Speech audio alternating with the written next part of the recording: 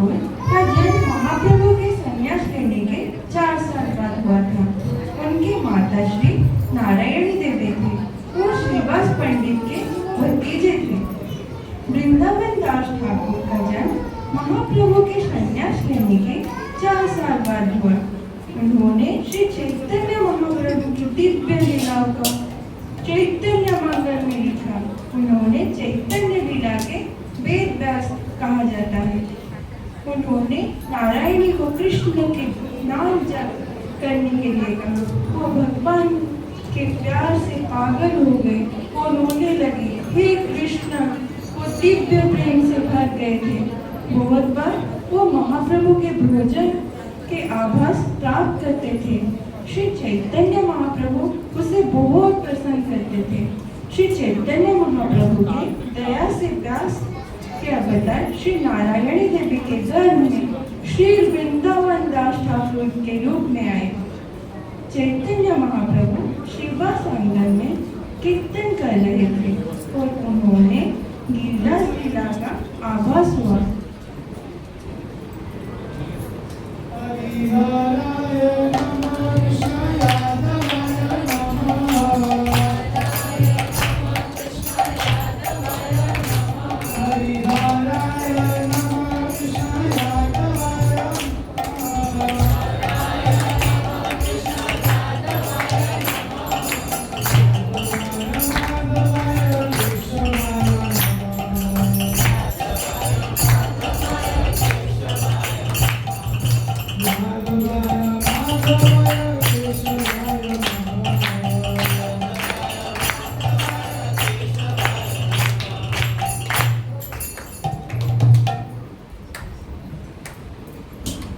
श्रीवास, मुझे भोग अर्पण करो।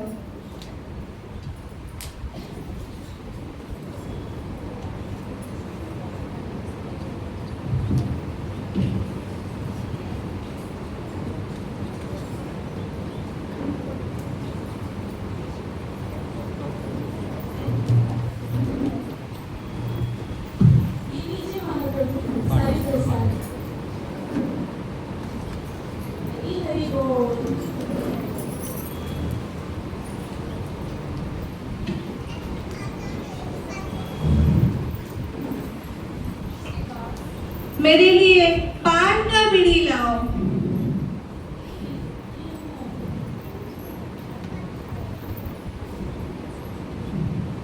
उत्तम, अति उत्तम।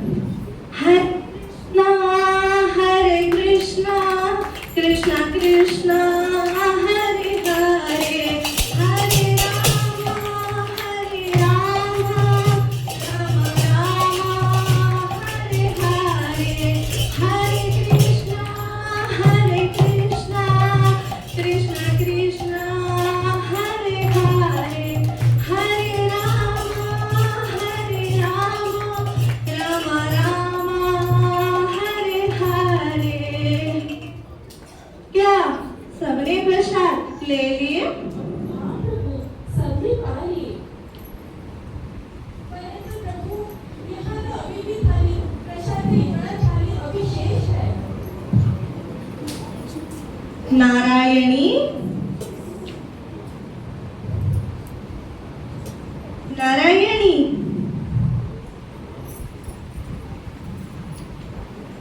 बेटी नारायणी, ये सारा प्रसाद तुम ले लो। गौरंग, गौरंग, हे श्याम सुंदर, हरि हरि बोल, हरि हरि बोल। हरि बोल। गौरांगीला अवधीचा पार्थे नारायणी, हरि बोल।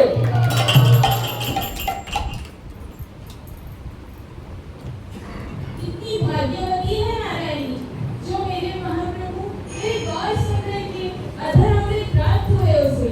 हरि हरि बोल।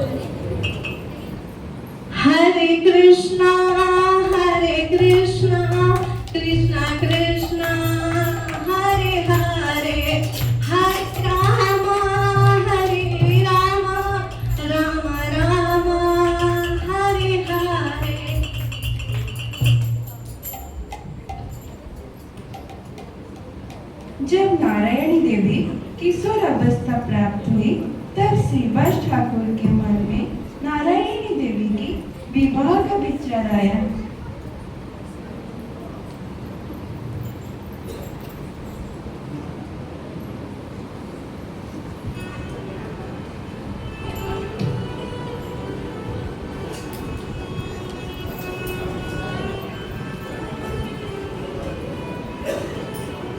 बेटी नारायणी, इधर आओ।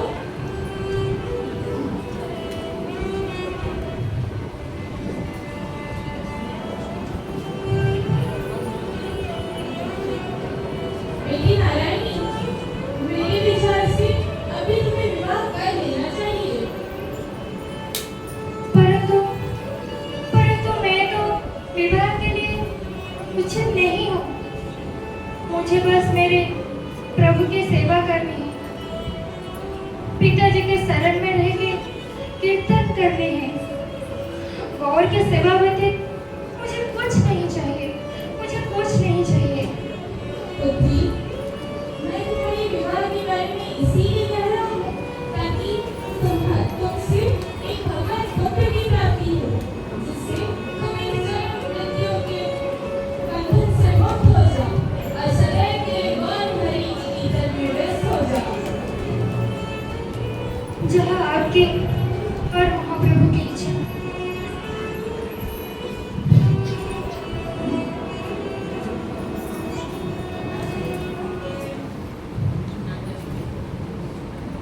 उसके बाद नारायणी देवी की शादी वैकुंठ नाथ दिव्य से हो जाता है और जब वो 5 महीने गर्भवती थी तब उनके पति वैकुंठ दास का वैकुंठ गमन हो गया और कुछ समय पश्चात लगभग 1577 में वृंदावन दास ठाकुर का जन्म हुआ।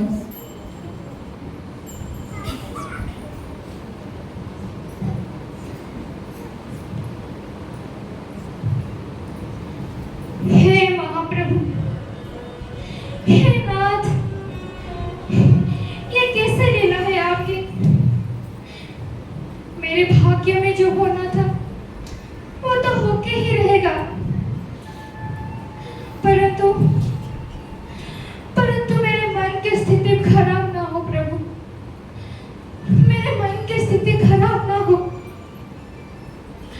यहाँ यहाँ भक्त संग नहीं, सबके सब विपरीत संग है।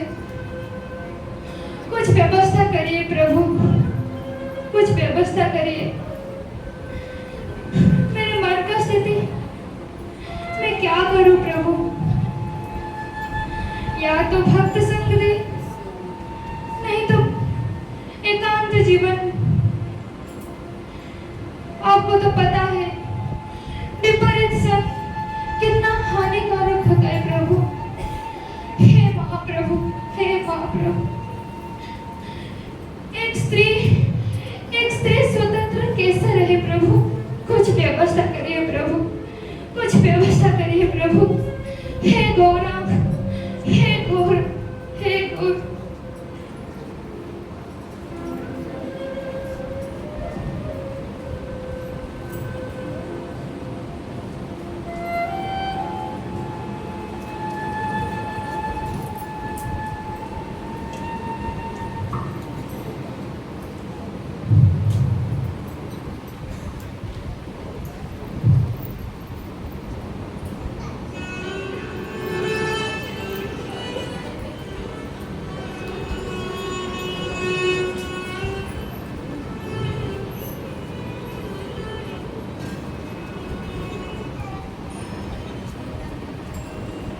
प्रणाम वासुदेव।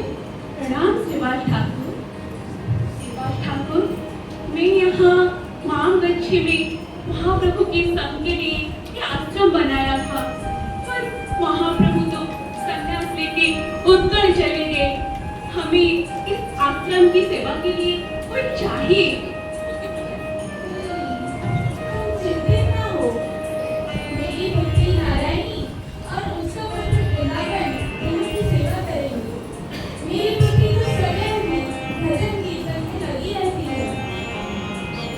रुको, मैं अभी नारायणी, बेटी नारायणी, कभी इधर आना।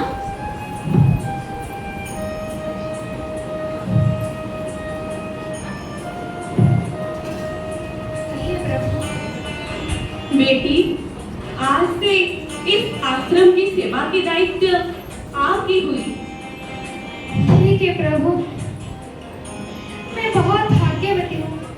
मुझे मेरे प्राणनाथ, मेरे महाप्रभु के एकांतिक सेवा प्राप्त हुआ है। मुझे ऐसे ही करना चाहिए।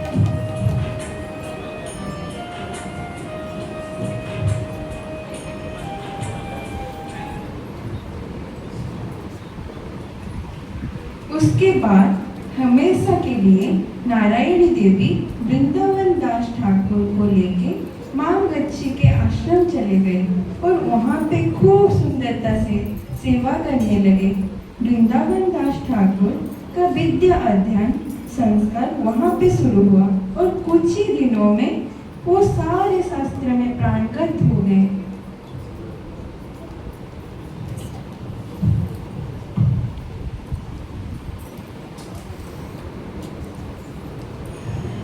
बेटा वृंदावन, तू पहले बड़े हो जा और अच्छे से सेवा संभल। फिर मैं गौर की सेवा में जाऊंगी। माँ, तुम कितना परिश्रम करती हो माँ? तुम इतना परिश्रम क्यों करती हो? बैठो, बैठो।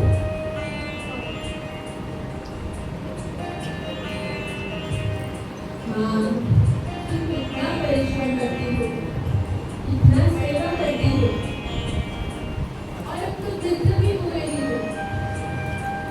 तुम चिंता मत करो माँ, अब सारा सेवा तुम्हारा पुत्र वृंदावन दास करेगा। चिंता मत करो। ठीक है बेटा, सारा सेवा तुम संभालो। मैं तो मेरे आराध्य मेरे महाप्रभु गौरांग की सेवा करूंगी। मैं अपनी गौरांग की सेवा करूंगी। हे महाप्रभु, हे महाप्रभु, हे महाप्रभु।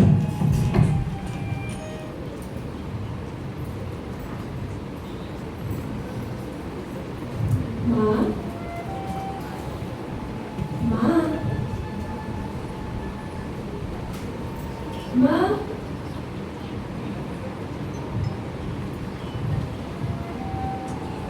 माँ, माँ उठो माँ। क्या हुआ माँ? माँ, माँ,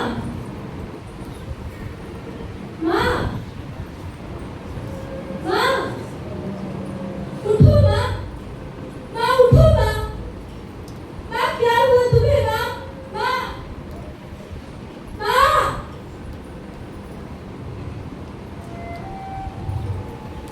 माँ उठो माँ। माँ तुम्हें क्या हुआ? माँ उठ जाओ माँ। माँ उठ जाओ। माँ,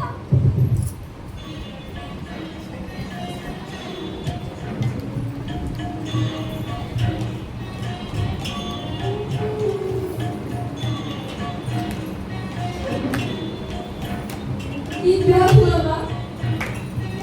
तुम मुझे छोड़ के क्यों चली गई माँ? तुम भी तो मेरे सखा और मेरे गुरु थे। अब मैं किसके आने में भगवत सेवा करूंगा? एक वैष्णव का जीवन कभी स्वतंत्र नहीं होता है। तो कौन होगा जो मुझे बताए सही क्या है, गलत क्या है? कोई तो हो जिसे मैं अपने हृदय की बात कह सकूं। माँ तुम मुझे क्यों छोड़ के चली गई माँ? माँ तुम मुझे क्यों छोड़ के चली गई? बेटा, गौर के आश्रय लेके रहो। जब समझ में ना आए कि क्या करे, तो उसके लिए भी प्रभु से प्रार्थना करनी है। माँ, माँ, माँ,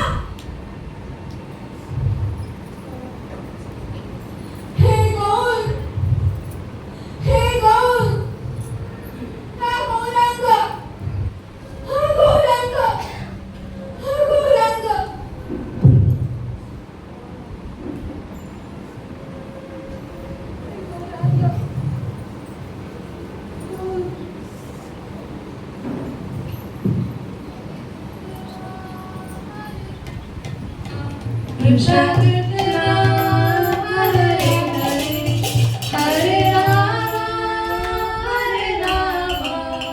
राम राम हरे हरे हरे कृष्ण कृष्ण कृष्ण हरे हरे हरे यहाँ राम पर धोनी कहाँ से आ रहा है? इतना सुबह धनी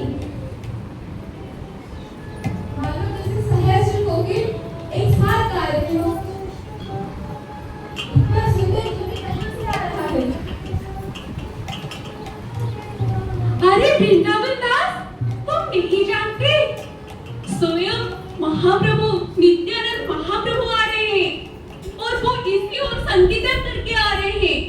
तुम तो हमेशा माँ के पल्लू में रहते थे, तुम हमेशा दिन भर सेवा करते थे, तुमको क्या पता नहीं? नित्यानंद प्रभु, मैं गौरांग महाप्रभु के अभिन्न तनु स्वयं नित्यानंद प्रभु यहाँ आ रहे हैं। हाँ, स्वयं नित्यानंद प्रभु वो संकीर्तन करके इसी ओर आ रहे हैं। नित्यानंद प्रभु की जय, हरि बोल।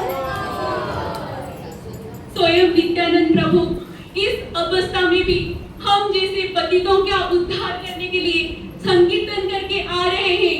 हरि बोल, नित्यानंद महाप्रभु की जय।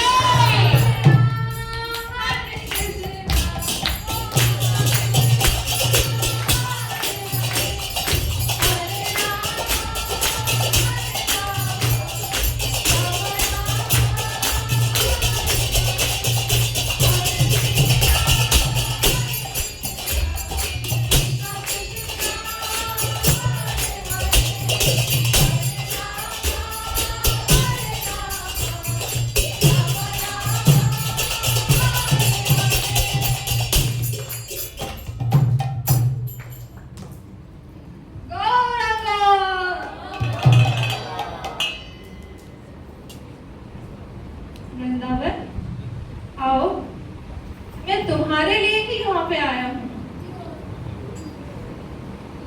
मैं सिर्फ तुम पर कृपा करने के लिए ही यहाँ पे आया हूँ।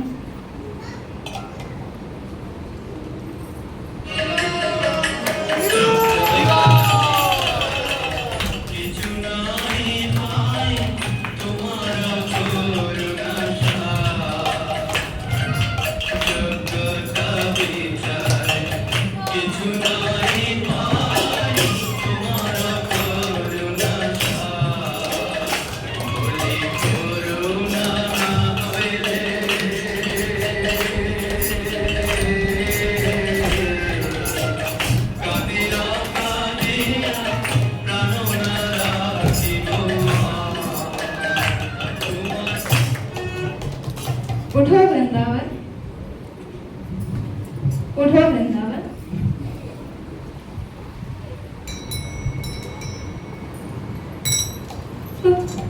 दुखी मत हो वृंदावन।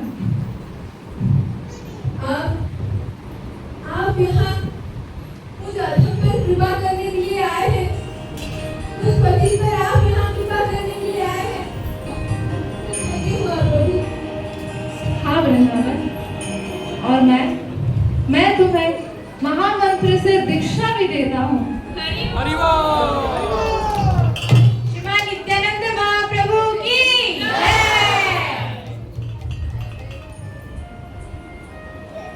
आपने मुझे कृपा दिया है और आदेश भी दीजिए। तो क्या है मेरे जीवन का उद्देश्य? मेरे जीवन का उद्देश्य क्या है? वृंदावन, तुम वेद व्यास हो और ब्रज में कुसुमापीठ हो। तुम वृंदावन, तुम ब्रज में कुसुमापीठ सखा हो और यही आज्ञा देने के लिए मैं तुम्हारे पास आया हूँ। तुम पे कृपा संचार करने तुम्हारे पास चला आया हूँ। तुम्हारे लिए आज्ञा यही है कि तुम मेरे प्राण चैतन्य महाप्रभु के चरित्र को लिखो।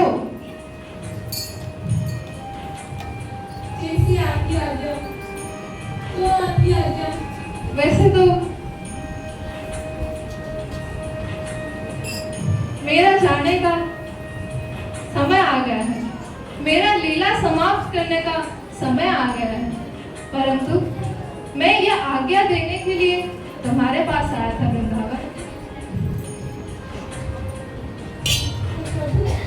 आप इस धरती से अपना लीला समाप्त करने वाले हैं। हाँ वृंदावन, तो महाप्रभु की आज्ञा का पालन करो।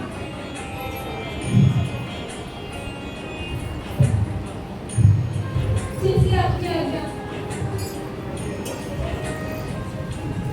हरि बोल। श्रीमान नित्यानंद महाप्रभु की जय।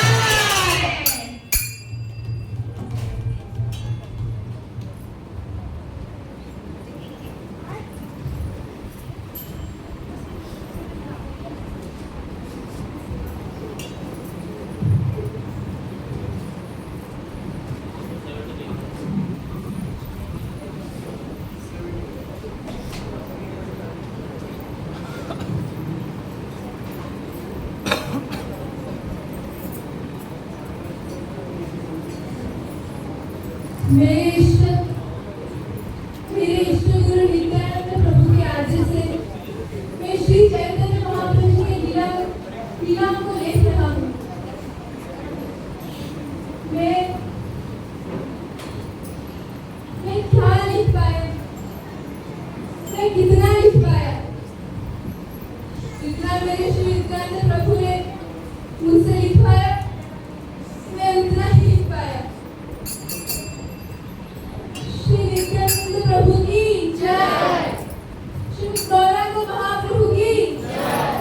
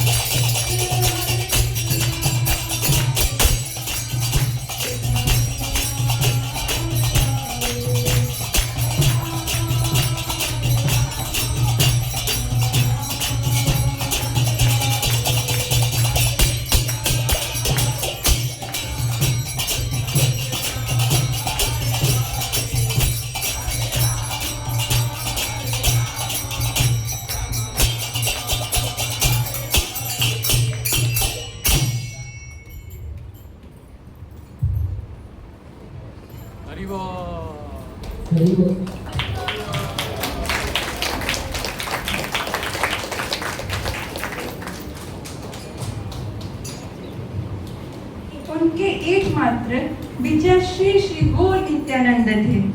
उन्होंने श्री नित्यानंद प्रभु से दीक्षा ली। उनसे मिलने के लिए उनके आध्यात्मिक गुरु श्रीमद नित्यानंद प्रभु स्वयं धेनुर आए थे। धेनुर जो कि नवद्वीप में है, जहाँ श्री वृंदावन दास ठाकुर के विग्रह श्री श्री गौर निताय आज भी विराजमान है।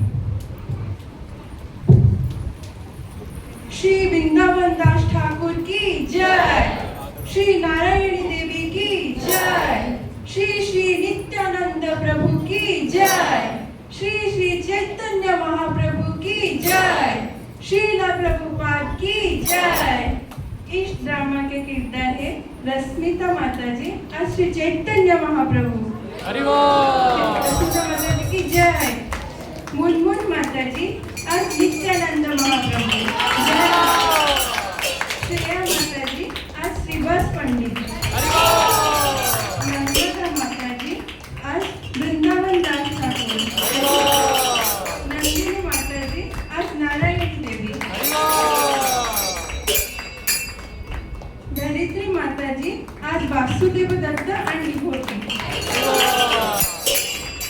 मी आज निवेदिता आज नॅरेटर।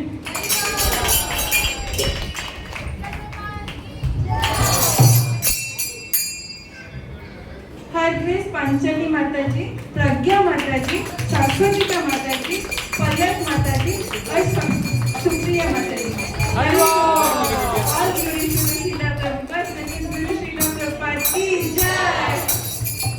कृष्णा कृष्णा कृष्णा हरे हरे, हरे राम राम राम राम हरे हरे। उम्मीद है सबको ये भाषण समझ आया होगा।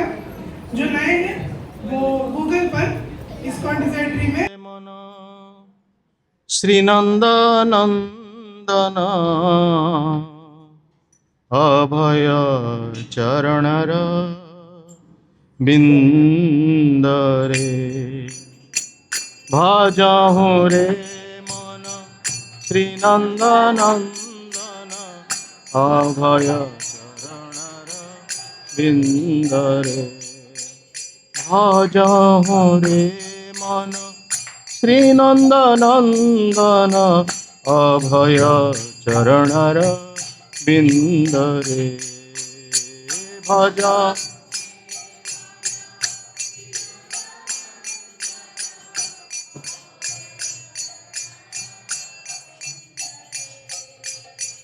दुर्लभ मानव जन्म सत्संगे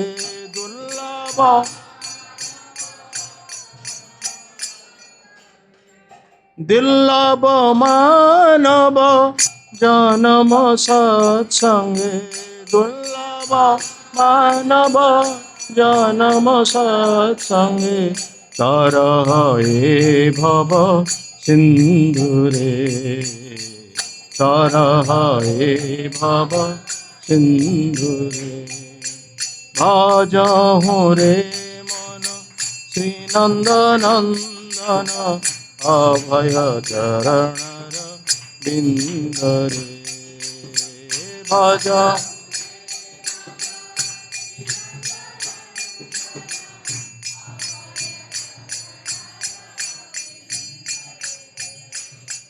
शीत तप बात बरीषण ए दिन जामिनी जागिरे सीता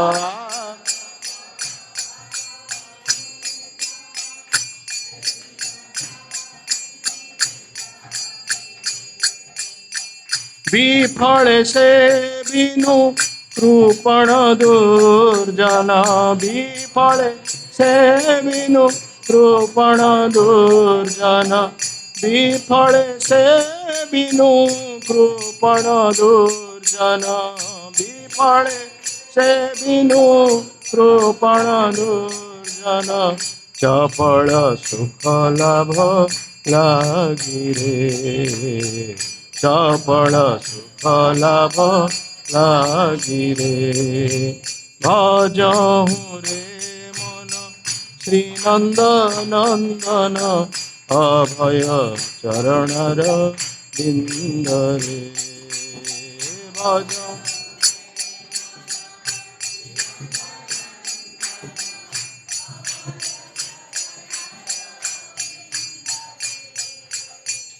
এ ধন যৌবন পুত্র পরিজন ই থেকে আছে পর পৃথিবীরে এ ধন যৌবন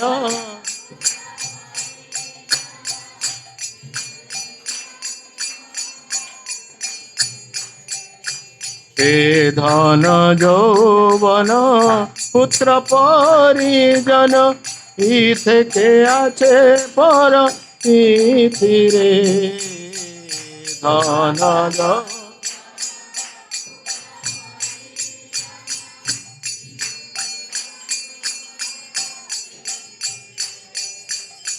কমল দল জল জীবন টলমল কমল দল জল জীবন টলমল কমল দল জল জীবন টলমল কমল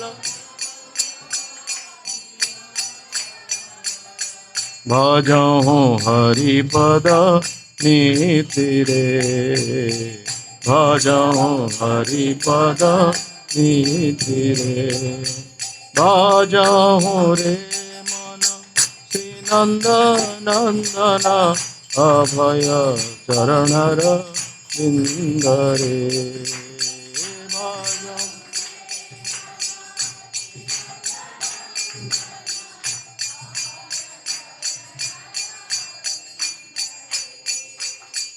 শ্রবণ কীর্তন স্মরণ বন্দন পাদ সেবন দাস রে শ্রবণ কীর্তন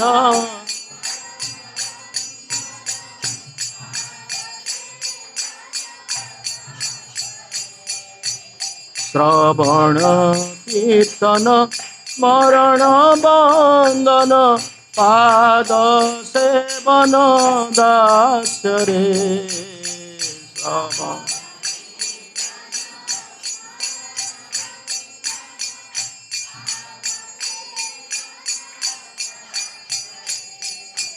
পূজন সখী জন আত্মনিবেদন পূজন সখী জন আত্মনিবেদন পূজন সখী জন আত্মনিবেদন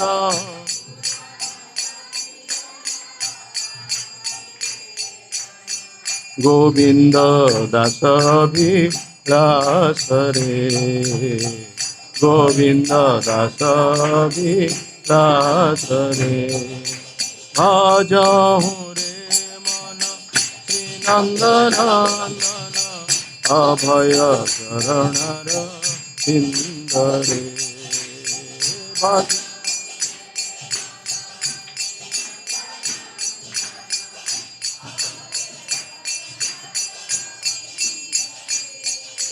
দুর্লভ মানব জনম সৎসঙ্গে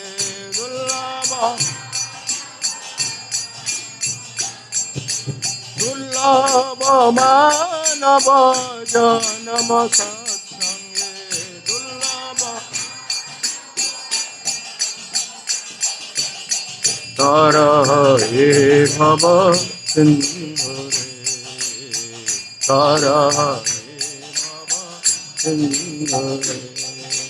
ভজহু রে মন শ্রীনন্দনন্দন অভয় চরণর বিন্দরে ভজ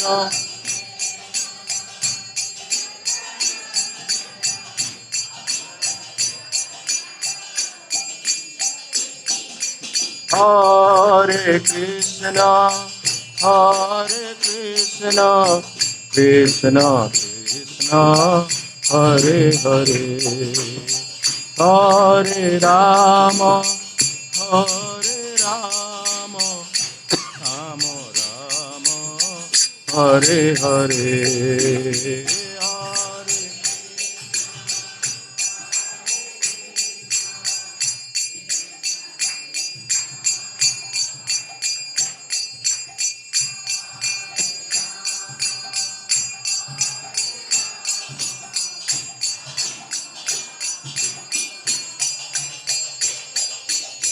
Hare Krishna,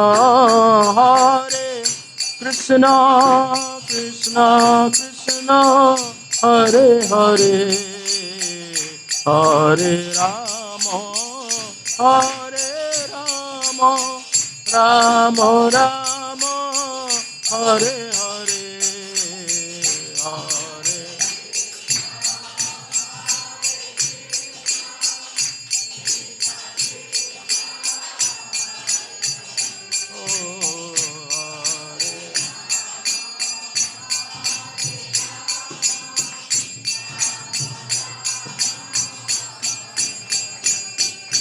Hare Krishna, Krishna Krishna, Hare Hare, Hare Rama, Rama Rama, Hare Hare, Hare.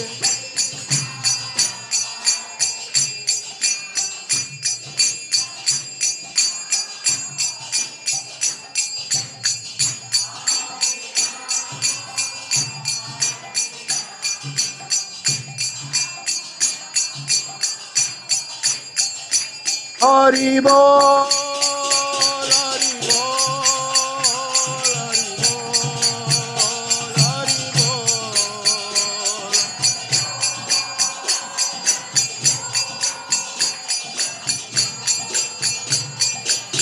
Jaya Jaya Prabhupada, Prabhupada, Prabhupada, Prabhupada.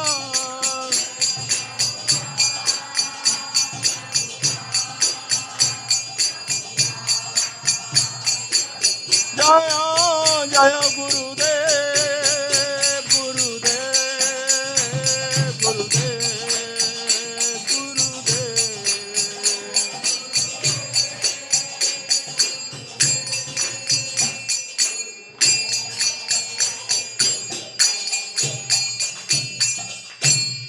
जय विष्णुपाद परमहंस परिव्राज आचार्य श्री श्रीमद अभय चरणारविंद भक्ति वेदांत स्वामी शिल प्रभुपाद महाराज की, इस्कन प्रतिष्ठाताचार्य श्री श्रीमदेशी भक्ति वेदांत स्वामी शिल प्रभुपाद महाराज की, जय विष्णुपाद परमहंस परिव्राज आचार्य श्री श्रीमद भक्ति सिद्धांत सरस्वती ठाकुर शिल प्रभुपाद की, अनंत कोटि वैष्णव वृंद की, नमाचार्य शिल हरिदास ठाकुर की। प्रेम से कहो श्री कृष्ण चैतन्य प्रभु नित्यानंद श्री अद्वैत गदाधर शिवसदि गौर भक्त वृंद की, श्री श्री राधा कृष्ण गौर गोपीनाथ राधा कुंड श्याम कुंड गिरि गोवर्धन की, श्री वृंदावन धाम की, श्री मथुरा धाम की, श्री द्वारका धाम की, नदिया नवद्वीप धाम की, मायापुर चंद्रोदय मंदिर की, जगन्नाथ पुरुषोत्तम क्षेत्र की, जय जगन्नाथ बलदेव सुभद्रा माई की, भुवनेश्वर कृष्ण बलराम मंदिर की, गंगा माई की, जमुना माई की, भक्ति देवी की, श्रीमती तुलसी महारानी की, जय भुवन मंगलमय हरिनाम संकीर्तन की, संकीर्तन जनक श्री श्रीमन गौरांग महाप्रभु की, ग्रंथराज श्रीमद् भागवतम की, गौर प्रेमानंदे Hari Hari. All glory to assembled devotee, all glory to assembled devotee, all glory to assembled devotee, all glory to Sri Guru and Gauranga, all glory to Srila Prabhupada, all glory to Srila Gurudev ki। Om Ajnanatimirandhasya Jnananjana चक्षुरुन्मिलितं येन तस्मै श्री गुरवे नमः। श्री चैतन्य मनोभीष्टं स्थापितं येन भूतले स्वयं रूप कदा मह्यं ददाति स्वपदान्तिकं। वन्देऽहं श्रीगुरु श्रीयुतपदकमल श्रीगुरो वैष्णवस्य श्रीरूपं साग्रजातं सहगण रघुनाथनितं तं सजीवं साद्वैतं सावधूतं परिजनसहितं कृष्ण चैतन्यदेवं श्रीराधा कृष्णपादान् सगण ललिता श्रीविशाखान्वितस्य। हे कृष्णा करुणा सिन्धु दीनबन्धो जगत्पते गोपेश गोपिका कान्त राधा कांत नमोस्तुते। तप्त कांचन गौरांगी राधे वृंदावनेश्वरी वृषभानुसुते देवी प्रणमामि हरिप्रिये वाञ्छाकल्पतरुभ्यश्च कृपा सिन्धुभ्येव च पतितानां पावनेभ्यो वैष्णवेभ्यो नमो नमः। नमो महावदान्याय कृष्ण प्रेम प्रदायते कृष्णाय कृष्ण चैतन्य नाम्नि गौरतीर्थे नमो नमः। नीलाचल निवासाय नित्याय परमात्मने बलभद्र सुभद्राभ्यां जगन्नाथाय ते नमः। जय श्री कृष्ण चैतन्य प्रभो नित्यानंद श्री अद्वैत गदाधर श्रीवासादि गौरभक्त वृंद। हरे कृष्णा कृष्णा कृष्णा हरे हरे हरे राम राम राम हरे हरे हरे कृष्णा कृष्णा कृष्णा हरे हरे हरे राम राम हरे हरे हरे कृष्णा कृष्णा कृष्णा हरे हरे हरे राम राम हरे हरे। ओम नमो भगवते वासुदेवाय। ओम नमो भगवते वासुदेवाय। ओम नमो भगवते वासुदेवाय।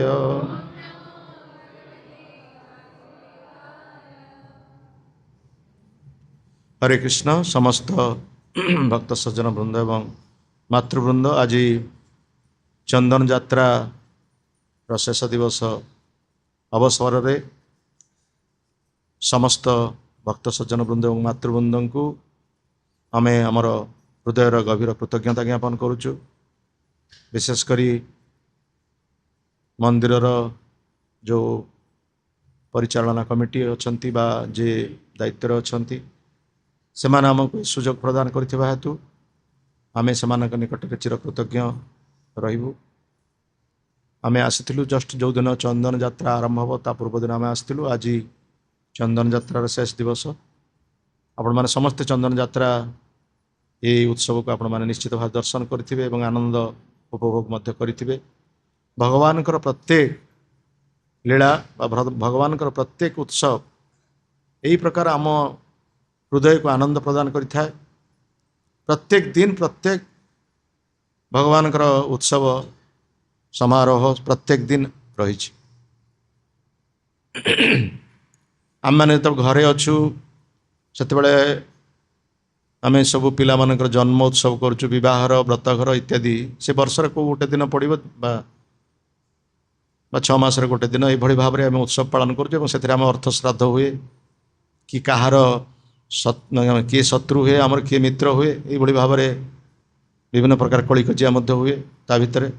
किंतु भगवान जो विभिन्न उत्सव आनंद उत्सव महाआनंद रे उत्सव आम पालन करूँ। हरिनाम कीर्तन भगवान सेवा करिवार सुजोग, चंदन यात्रा जो चंदन ग्रहण करिवार सुजोग, चंदन अर्पित जल चंदन चर्चित नील कलेबर पीत वसन वनमाड़ी तांकर जो चरणामृत जल सेवन करिवार जो सुजोग, ई सुजोग ता सहित पुणी या पर आसिबो स्नान यात्रा, तापर आसिबो रथ यात्रा, तापर आसिबो जन्माष्टमी, बलदेवंकर जन्म ता पूर्व आसुची। यही भाव में प्रत्येक दिन आम उत्सव। जा हो आम श्रीमद् भागवतम विषय किसी कथा कहवा जे श्रीमद् भागवतम सप्तम स्कंद रे आरंभ होईची परीक्षित महाराज किसी प्रश्न सुखदेव गोस्वामी को। कारण श्रीमद् भागवतम एभली एक शास्त्र जो खाली प्रश्न उत्तर ही आसची। आ जो प्रश्न उत्तर होची केवल आत्मा संपर्क रे प्रश्न, एम शरीर संपर्क रे नुह। बहुत गुरुत्वपूर्ण प्रश्न, एते जहाँ कहुए सस्ता प्रश्न नुह बा हल्का प्रश्न नुह, बहुत गुरुत्वपूर्ण प्रश्न। से प्रश्नर उत्तर आम मैंने शुणा दरकार आ से प्रश्न भी जाना दरकार। विशेषकर प्रथम स्कंदे सुखदेव गोस्वामी को परीक्षित महाराज प्रश्न पचारुंट ता भितर पुणी आसूची सौनकादि मुनि मैंने सुत गोस्वामी को प्रश्न पचारिंट तापर पुणी आसी नारद महर्षि को युधिष्ठिर महाराज प्रश्न पचारुंट तापर पुणी प्रश्न आसी विदुर मुनि मैत्रेय मुनि की प्रश्न पचारुंट। ए प्रकार भाव केवल प्रश्न और उत्तर कपिल देव को देवहूति तांकर माता प्रश्न पचारुंट। यही प्रकार प्रश्न उत्तर रे केवल भागवत सन्निवेशित होती। तेणु से सप्तम स्कंदर आरंभ परीक्षित महाराज किछटा सन्देह होती से प्रश्न पचारुंट सुखदेव गोस्वामी को जे जो भगवान को समदर्शी बोली कहा जाए जे समस्त प्रति समान कारण भगवान कहीं पातर अंतर कहार प्रति ना से हूँ निरपेक्ष आम मानकर पातर अंतर अच्छी आमर किए शत्रु अच्छा आमर किए मित्र अच्छा किंतु भगवान से स्तर नुहति कारण से शरीर चेतनार ऊर्धरे आ सी हूँ निर्गुण सी भौतिक जगत में त्रिगुण भितर बंधा नुहति तेणु तांकर कई शत्रु तांकर कई मित्र नाहंती से हूँ निरपेक्ष किंतु आमे देखुचु आम दृष्टि रे सी केतेक प्रति पक्षपातिता अवलंबन करुँच शत्रु धरतु असुर मान प्रति तांकर विद्वेष मनोभाव रोचे और देवता मान प्रति तांकर साहाय्य मनोभाव रोचे आम केतोटी उदाहरण आम देखुचु यहीटा कौन ठीक असुर मान प्रति कहीं विद्वेष मनोभाव आ इंद्रंकर शत्रु तांका प्रति विद्वेष मनोभाव इंद्र को साहाय्य करवा यहीटा कौन ठीक तार उत्तर मत आपण दिंतु जे भगवान किभली भाव निरपेक्ष हेले भगवान निरपेक्ष बोली कहा जाउछि गीतारे कहले समोहं सर्वभूतेषु न मे दोष्यस्ति न प्रिय भजन्तु जयमां भक्त्या मयि ते तेषु चाप्यहम् निजे भगवान कहउछि मु समस्त प्रति समान ताहले एभली पातर अंतर कहीं मनोभाव से प्रश्नर उत्तर सुखदेव गोस्वामी परीक्षित महाराज को दौरान जे आम दृष्टि रे आमे देखुचे भगवान कहा प्रति पातर अंतर करुँच किंतु प्रकृत रे जदि आमे ता आमर यही दृष्टि जो शारीरिक दृष्टि आमे जदि उन्नत दृष्टि को जीवा बा आत्म दृष्टि को आमे जीवा ताहले आमे प्रकृत पक्षे जानिबा जे भगवान समस्त प्रति समान जहाँ प्रति आमे कहूचे शत्रुता आचरण करुँच बोली सेटा प्रकृत शत्रुता नुह प्रकृत पक्षे सेटा तांका प्रति दया करा जाउछि तांका प्रति करुणा प्रदर्शन करा जाउछि किंतु आम दृष्टि देखुचे से तांका प्रति शत्रुता आचरण कर तापर पुणी सुखदेव गोस्वामी कहते जे गुणर क्रिया रही प्रत्येक समय गुणर क्रिया रही जमती सकाळ समय जो प्रकार परिवेश मध्याह्न समय से परिवेश ना सकाळ समय आमको भजन करने कहूँ सकाळ समय नाम जप कले जो प्रकार सुस्थ वातावरण जो मनटा शांति रोचे मनटा मान इतस्तत होनी मन विचलन होनी सकाळ समय मध्याह्न समय से प्रकार मन स्थिर रोचे कि संध्या समय आहरी विपर्यस्त अवस्था ठीक से भाव में कालर प्रभाव मध्य रही सत्वगुणर जितेबाला प्रभाव रही से देवता मान प्रति से साहाय्य मनोभाव आम जानुचे सत्वगुणर प्रभावटा जो रही से देवता मान जययुक्त होती कारण सत्वगुणर संपन्न होती देवता मान तेणु से देवता मान जययुक्त होती जितेबाला रजगुणर प्रभाव रोचे से असुरगण जययुक्त होती आ जितेबाला तम गुणर प्रभावटा रोचे से राक्षस यक्ष रक्ष गंधर्व किन्नर इत्यादि सबू जो मैंने सब राक्षस स्तरीय जो मैंने व्यक्ति से माने सब प्रभावित होती कृतकार्य होती एथिरे भगवान कौन करार अच्छे गुणर क्रिया अनुसार कार्य होमती उदाहरण स्वरूप गोटे स्कूल रे शिक्षक पाठ पढ़ाऊँ पाठ से समस्त को ठीक भाव पढ़ाऊँ ना नहीं क्या प्रति भल पढ़ेवा क्या पाठ न पढ़ेवा सेमती तो उदाहरण नहीं समस्त पिला माने बसचंती शिक्षक समस्त को एका कथा कहउछंती कौन सी छात्र को से डाक एका बस कथा कहउछंती समस्त को से एका प्रकार शिक्षा देउछंती जब परीक्षा होउची गोटे पिला फास्ट होउची आ गोटे पिला फेल कहीं होउची कौन पिला शिक्षक कौन परीक्षक जे तांकर खातारे क्या 100 देउछंती क्या शून्य देउछंती खातार जब आम लिखा ताले परीक्षा कृतकार्य जब खातार किसी न लिखा ताले परीक्षा कौन फेल तो हवा निश्चित ठीक से प्रकार भाव जीए भगवान शिक्षा को ठीक भाव में पालन करुच्ची सी भगवान कृपा लाभ करुच्ची जी शिक्षा पालन कर शिक्षा ग्रहण न कर तो कार्य व्यवस्था रही से प्रतिक्रिया भोग करा पड़ो ए भगवान कौन करार अच्छे किसी करार कि ना ତେଣୁ ଆମ ଦୃଷ୍ଟିରେ ଆମେ ଦେଖୁଛୁ ସେ କାହା ପ୍ରତି ପାତର ଅନ୍ତର କରୁ। ଆଉ ତାପରେ କହିଲେ ଯେ ଭଗବାନ ଯାହାଙ୍କ ପ୍ରତି ପକ୍ଷପାତିତା ଆମେ ଦେଖୁଛେ ପକ୍ଷପାତିତା କରୁଛନ୍ତି, ପ୍ରକୃତରେ ତାଙ୍କ ପ୍ରତି ପକ୍ଷପାତିତା ନୁହଁ, ତାଙ୍କ ପ୍ରତି ସହୃଦୟତା ବା ତାଙ୍କ ପ୍ରତି କାରୁଣିକତା। କି ପ୍ରକାର ଭାବରେ? ଯେମିତି ଉଦାହରଣ ଦିଆଯାଉଛି, ଭଗବାନଙ୍କର ବୈକୁଣ୍ଠର ଯେତେବେଳେ ନାରାୟଣ ବୈକୁଣ୍ଠରେ ନାରାୟଣ ଯେ ଅଛନ୍ତି ତାଙ୍କର ଦ୍ୱାରପାଳ ଥିଲେ ଜୟ ବିଜୟ, ନୁହେଁ କି? ଜୟ ବିଜୟ ତାଙ୍କ ଦ୍ୱାରପାଳ ଥିଲେ। ଜୟ ବିଜୟ ଦ୍ୱାରପାଳ ଥିବା ଅବସ୍ଥାରେ 4 ଜଣ ବ୍ରହ୍ମାଙ୍କର 4 ପୁତ୍ର, ମାନସ ପୁତ୍ର 4 ପୁତ୍ର, ତାଙ୍କର ନାମ ହେଉଛି ସନକ, ସନାତନ, ସନନ୍ଦ, ସନାତନ, ସନକ, ସନତ, ସନାତନ, ସନନ୍ଦ। ଏଇ 4 ଜଣ ପୁତ୍ର ମାନସ ପୁତ୍ର ସେମାନେ ଆସିଥିଲେ ଭଗବାନ ବିଷ୍ଣୁଙ୍କୁ ଦର୍ଶନ କରିବା ପାଇଁ।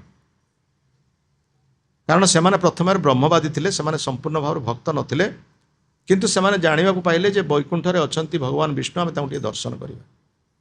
ତେଣୁ ସେମାନେ ଦର୍ଶନ କରିବାକୁ ଆସିଥିଲେ। କିନ୍ତୁ ଯେତେବେଳେ ସେମାନେ ଦର୍ଶନ କରିବାକୁ ଆସିଛନ୍ତି ସେତେବେଳେ ଏଇ ଯେଉଁ 2 ଦ୍ୱାରପାଳ ଥିଲେ, କିଏ? ଜୟ ଆଉ ବିଜୟ। ସେମାନେ ଏଇ ଛୋଟ ପିଲାମାନଙ୍କୁ ଦେଖିକି ତାଙ୍କର ମନ ଭିତରେ ଆସିଲେ ଏଇ ଛୋଟ ପିଲା ଗୁଡ଼ା କ'ଣ ଯିବେ ଭଗବାନଙ୍କୁ ଦର୍ଶନ କରିବା ପାଇଁ। ତାଙ୍କର ଗୋଟେ ମନରେ ଗୋଟେ ଆସିଲା ଏଇ ପିଲାମାନଙ୍କର କ'ଣ। କିନ୍ତୁ ପିଲାମାନେ ଯେ କେତେ ଉନ୍ନତ ସ୍ତରରେ ସେ ଜାଣିପାରିଲେନି। ଯଦିଓ ସେ ପିଲା ଭଳି ଦେଖାଯାଉଛନ୍ତି କିନ୍ତୁ ବୟସରେ ସେ ବହୁତ ବୃଦ୍ଧ, ଆଉ ଜ୍ଞାନରେ ମଧ୍ୟ ବୃଦ୍ଧ, ସେଟାକୁ ଜୟ ବିଜୟ ଜାଣିପାରିଲେନି। ସବୁବେଳେ ସେ ଛୋଟ ପିଲା ଅବସ୍ଥାରେ ଅଛନ୍ତି। କାହିଁକି ଛୋଟ ପିଲା ଅବସ୍ଥାରେ ସେ ରହୁଥିଲେ? ଲଙ୍ଗଳା ହେଇକି ରହୁଥିଲେ, ଛୋଟ ପିଲା ହେଇକି। କ'ଣ ପାଇଁ? କିଏ କହିପାରିବେ କହିଲେ? କ'ଣ ଦିବ୍ୟ ଚେତନା? ମନ ବାସନା ନ ରହିପାରୁଥିବା ତ ଦର୍ଶନ କରିବାକୁ ଯାଉଛନ୍ତି। କାରଣ ତାହା ନୁହଁ। ବୟସ ଯେତେବେଳେ ଅଧିକ ହେବ, ଯୁବକ ଅବସ୍ଥା ଆସିଲେ କ'ଣ ଭାବନାଟା ଆସେ? କାମ ଭାବନା ଆସେ। ସେ କାମ ଭାବନା ଆମ ମନ ଭିତରେ ନ ଆସୁ। ଆମେ ସବୁବେଳେ ଛୋଟ ପିଲା ଅବସ୍ଥାରେ ରହିବୁ, କାମ ଭାବନା ଆମର ନ ରହୁ। କାମ ଭାବନା ରହିଲେ କୁଆଡ଼କୁ ଯିବ? ଉପଭୋଗ ଆଡ଼କୁ ଯିବ ମନଟା। ଆଉ ଆସିବ କି ଭଗବାନଙ୍କର ସେବା ବା ବ୍ରହ୍ମଚିନ୍ତନ କରିବାକୁ ମନ ହେବ କି? ସେଥିପାଇଁ ସର୍ବଦା ଛୋଟ ପିଲା ହେଇକି ରହିବୁ। ବୟସ ଯଦିଓ ବୃଦ୍ଧି, ଶିବଙ୍କ ଠାରୁ ବୟସରେ ଅଧିକ କିନ୍ତୁ ଛୋଟ, ଜ୍ଞାନର ବୃଦ୍ଧ କିନ୍ତୁ ଛୋଟ। କିନ୍ତୁ ଏମାନେ ଜାଣିପାରିଲେନି ଜୟ ବିଜୟ। ସେ ତାଙ୍କୁ ବାଧା ଦେଲେ, କହିଲେ ନା ନା ନା ତୁମେ ଯାଇପାରିବ, ତୁମେ କାହିଁ ଯିବ? ଏ ପ୍ରକାର ଯେତେବେଳେ ବାଧା ଦେଲେ ସେତେବେଳେ ସେ 4 ଯେଉଁ ମାନସ ପୁତ୍ର, ଯିଏ ବ୍ରହ୍ମାଙ୍କର 4 ମାନସ ପୁତ୍ର କହିଲେ କ'ଣ ହେଲା? ତୁମେ ବୈକୁଣ୍ଠରେ ରହି ତୁମ ଭିତରେ କୁଣ୍ଠା ମନୋଭାବ କାହିଁକି ଅଛି? ଏଇ ଯେଉଁ ମନା କରିବା ଜିନିଷଟା ଏଇଟା ଅଛି ମର୍ତ୍ତ୍ୟମଣ୍ଡଳରେ। ମର୍ତ୍ତ୍ୟମଣ୍ଡଳରେ କୁଣ୍ଠା ଅଛି।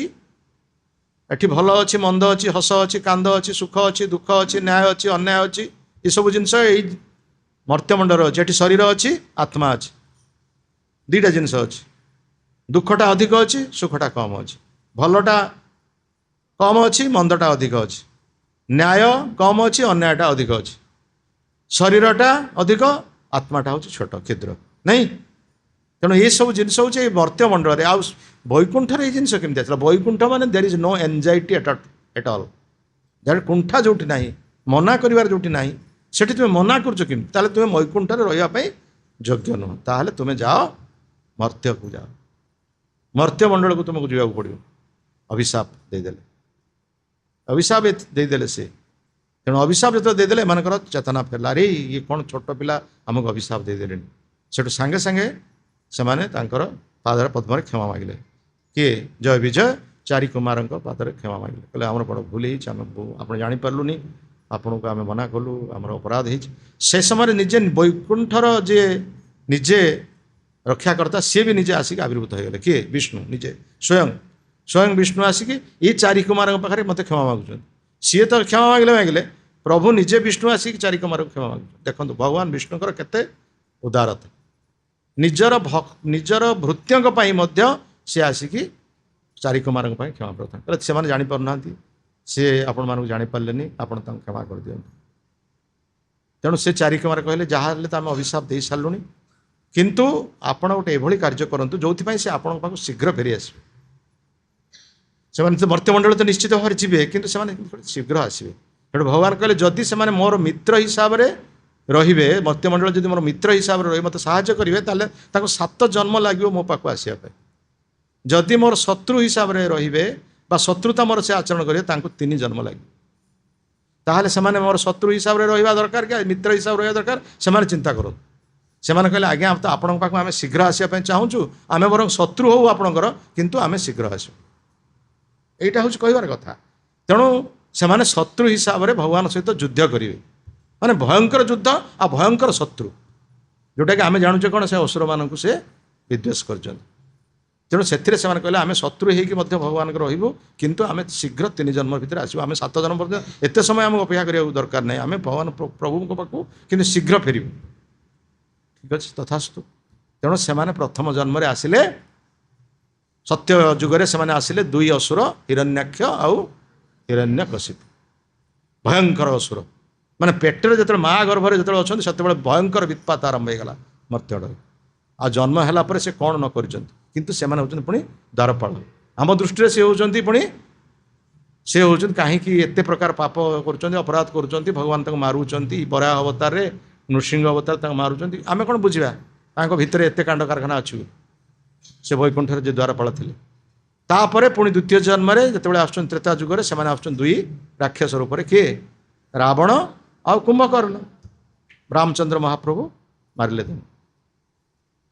तापर पुणी आसुचंती तृतीय जन्म द्वापर जुगरे से आसुचंती शिशुपाल आउ दंतवक्र रूप से तेणु कौन प्रकार भाव में आम भगवान सहित युक्त हवा उचित आम शत्रु होकर आसबार आवश्यकता अच्छी कि मित्र होकर आसु कौन प्रकार भाव बंधु होकर आसु भक्त होकर आसु शत्रु रूप से आसु ईर्षा करके आसु भल पाइके आसु पिता रूप से आसु पुत्र रूप से आसु कौन प्रकार भाव में जेन केन उपाय न मन कृष्ण निवेश कौन प्रकार भाव में आम भगवान सहित युक्त हवा उचित तेणु सी शत्रु भाव में आसिले एवं शत्रु भाव में आसी युद्ध कले मले आसिले वर्तमान पुणी वैकुंठ को आसे से परिप्रेक्षी नारद महर्षि पुणी कथा आरंभ कर नारद महर्षि कथा कहते देखु आपड़ तो कहले शत्रु मान प्रति विद्वेष आचरण करुँच आम यही गोटे उदाहरण दबा देखो शत्रु प्रति केते मित्रता तांकर मनोभाव जितेबले भगवान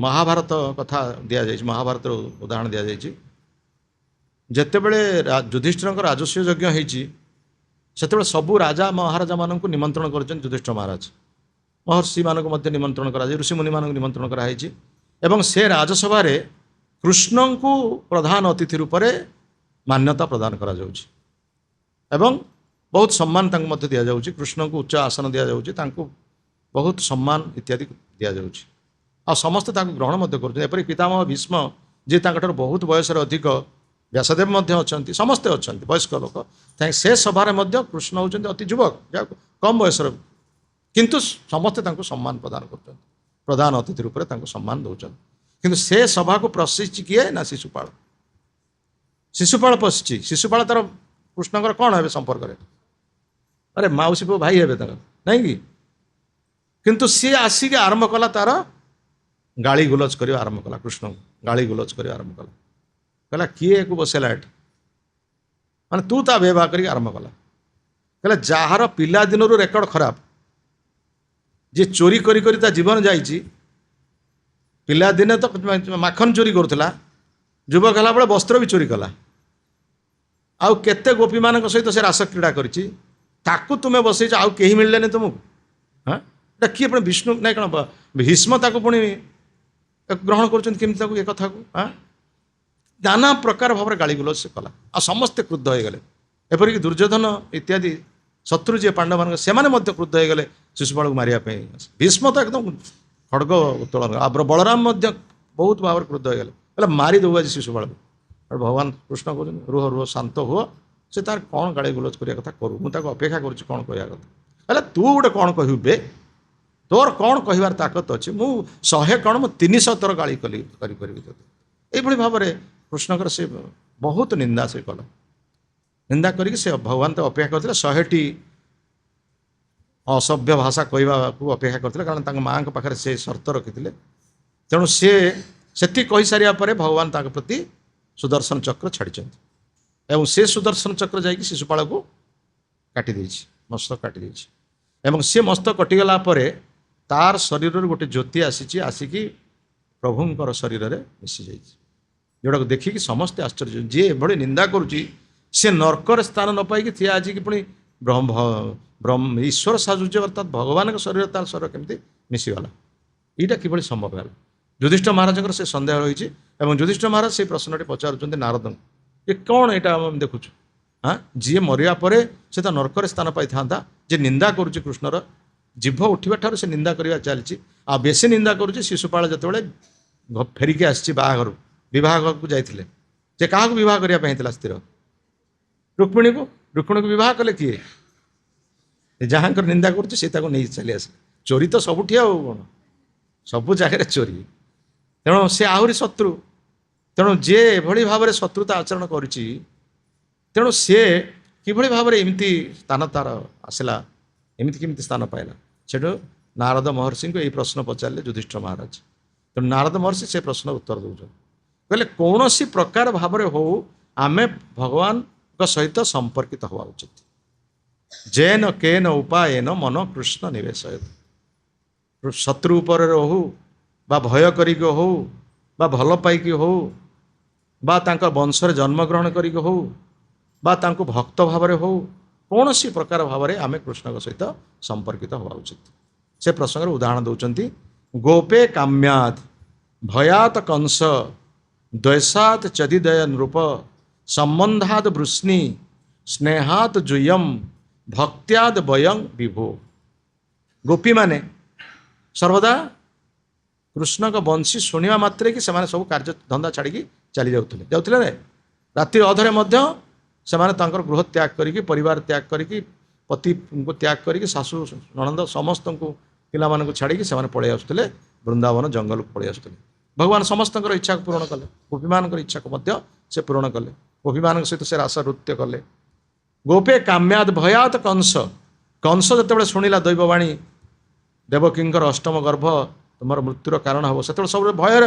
सब तार भय रहा देवकीर अष्टम गर्भ केत जन्म मत मार शयने स्वपने जागरण से खाली मृत्यु रूप से कृष्ण को देखला आ मला भी से कृष्ण हाथ में मला कंस मला ना नहीं किंतु मला कौटी नरक गला से भगवान हाथ जी मर से नरक को जीव तेणु सी मृत्युवरण करके वैकुंठपुर गला तापर कहुई द्वैसात चदिदय नृप यही शिशुपाल ईर्षा द्वेष ईर्षा सब कृष्ण को से करुला यही बर्तमान मला तार देख तार कौन अवस्था है ता शरीर ज्योति आसी पहुँच कहीं तार नाम से उच्चारण कर कृष्ण नाम उच्चारण कर जदिव से निंदा करुच्ची किंतु कृष्ण नाम से उच्चारण कर नाम उच्चारण करार एत शक्ति अच्छी जड़े पापी पाप कर से समस्त पाप तार ध्वंस होगा ये नाम उच्चारण कर तेणु द्वेषात चदिदय नृप संबंधाद वृष्णि भगवान कौ वंशर जन्म ग्रहण करते वृष्णि वंश जादव वंशर जन्म ग्रहण करते भगवान जो स्वधाम को चलीगले से जादव मैंने निज निज भर युद्ध कले भागवत वर्णना अच्छी ना से मैंने युद्ध कले युद्ध करके समस्ते मले कहीं मान ना से निज निज भितर युद्ध करके समस्त वंश से समस्त वंश ध्वंस होगा यहाँ गांधारी अभिशाप था गांधारी अभिशाप दी नी कृष्ण को कही ना जो दुर्योधन मरीगला दुर्योधन तो जानभग्न है दुर्योधन जो पड़ा से कृष्ण को से अभिशाप देते ना कहले मोर गोटे पुओ था शेष भी मारदेल हाँ तुम्हें चिंता तुम्हें इच्छा करते तुम्हें चेष्टा करते ये महाभारत युद्धरू महाभारत युद्ध हो न था से जहाँ है महाभारत युद्ध तुम 99 पुओ मले शेष गोटे पुओ था दुर्योधन ताकू भी तुम्हें कौशल कर मारदेल दुर्योधन जाऊला उलग्न हो गांधारी पाक जाते ना गांधारी कहते तू मो पाक उलग्न है मुझ तुम मो चक्षु जो अंधपुटुली अच्छी खोलि तो ऊपर दृष्टिपात करी तो समग्र शरीर को वज्र करदेवी यहाँ कहते ना गांधारी ये से उलग्न हो जाऊँगी युवक मैंने दुर्योधन स्नान करके सकाल उलग्न हो जाऊँगी आखि पड़गले कृष्ण को कहले कौन है ये कि प्रकार कथा हाँ तुम्हें एत बयसर युवक तुम्हें माँ को पाक जाऊच छोट पिला हेल्ले कथा अलग तुम्हें युवक तुम वंशर गोटे मर्यादा अच्छी ना नहीं ये कि प्रकार कथा तुम उलग्न हो जाऊच जोटा गोटे प्राइवेट पार्ट सेटा को अंश आवृत कर ताकू केमती तुम उलग्न करके तुम माँ आग पाक जाऊच यहाँ गोटे कि कथा तुम से दुर्योधन चिंता कले जहाँ बाजी मत कृष्ण गोटे भल कथा कहला मुझे कथा मत कृष्ण केवल कही न गोटे भल उपदेश मत देते या कही से अंशटी आवृत कर गले अंधारी ଯେତେବେଳେ ଚକ୍ଷୁ ଖୋଲିଛନ୍ତି ଚକ୍ଷୁର ସମସ୍ତ ଜ୍ୟୋତି ଦୁର୍ଯ୍ୟୋଧନର ସମଗ୍ର ଶରୀର ପଡ଼ିଛି, କିନ୍ତୁ ସେଇ ଅଂଶଟି ଅନାବୃତ ହେଇକି ରହିଗଲା। ସେଇଠୁ ଗାନ୍ଧାରୀ ପ୍ରଶ୍ନ କଲେ, କ'ଣ ଏଇ ଜିନିଷଟା କ'ଣ ଆବୃତ ହେଇଛି, ତୁମେ କାହିଁକି ସବୁ ସମ୍ପୂର୍ଣ୍ଣ ଭାବରେ ଉଲଗ୍ନ ହେଇ କାହିଁକି ନ ଆସିଲ? ନା ମୁଁ ତ ଆସୁଥିଲି ଉଲଗ୍ନ ହେଇକି, କୃଷ୍ଣଙ୍କ ସହିତ ଦେଖା ହେଲା, କୃଷ୍ଣ ମୋତେ କଥା କହିଲା, ଆରେ ହେଇ ଶେଷରେ ମୋର ସମସ୍ତ ବଂଶକୁ ନାଶ କଲା ଇଏ। ଆଉ ଶେଷରେ ତାହା ହିଁ ହେଲା ପରିଣତି। ଭୀମ ସେଇ ଜାନୁରେ ପ୍ରହାର କଲେ ଏବଂ ସେଇ ଜାନୁରେ ପ୍ରହାର କରିକି ଏଇ ଅଂଶକୁ ପ୍ରହାର କଲା ପରେ ଦୁର୍ଯ୍ୟୋଧନ ପଡ଼ିଲେ, ସେଠି ମୃତ୍ୟୁବରଣ କଲେ। ସେହି ସମୟରେ ଗାନ୍ଧାରୀ ଯଦିଓ ଧର୍ମର ମୂର୍ତ୍ତିମନ୍ତ ପ୍ରତୀକ ଥିଲା ଗାନ୍ଧାରୀ, କିନ୍ତୁ ମା ଗୋଟିଏ 100ଟା ପୁଅ ମରିଗଲା ପରେ କିଏ କେଉଁ ମା ସହ୍ୟ କରିବ?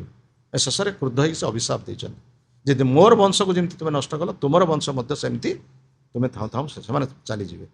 ଆଉ ତାହା ହିଁ ହେଲା। ଭଗବାନ କୃଷ୍ଣ କହିଲେ, ତୁମର ଅଭିଶାପକୁ ମା ମୁଁ ଗ୍ରହଣ କଲି, ଏବଂ ସେଇ ଯାଦବ ବଂଶ ସମ୍ପୂର୍ଣ୍ଣ ଭାବରେ ଧ୍ୱଂସ ହେଇଗଲା। ଧ୍ୱଂସ ହେଲେ ମଧ୍ୟ ସେ କେଉଁଠି ଗଲେ? ଭଗବାନ ପାଖକୁ ଗଲେ। ଭଗବାନ ଇଚ୍ଛା କରିଥିଲେ ଯେ ମୁଁ ଚାଲିଗଲା ପରେ ମଧ୍ୟ ଏମାନେ କାହିଁକି ରହିବେ, ଏମାନେ ମଧ୍ୟ ମୋ ପାଖକୁ ଆସନ୍ତୁ। ତେଣୁ ଭଗବାନ ସେଇ ବଂଶରେ ଜନ୍ମଗ୍ରହଣ କରିଥିବା ହେତୁ ସେ ଯାଦବ ବଂଶକୁ ମଧ୍ୟ ସେ ତାଙ୍କୁ ନେଇଗଲେ।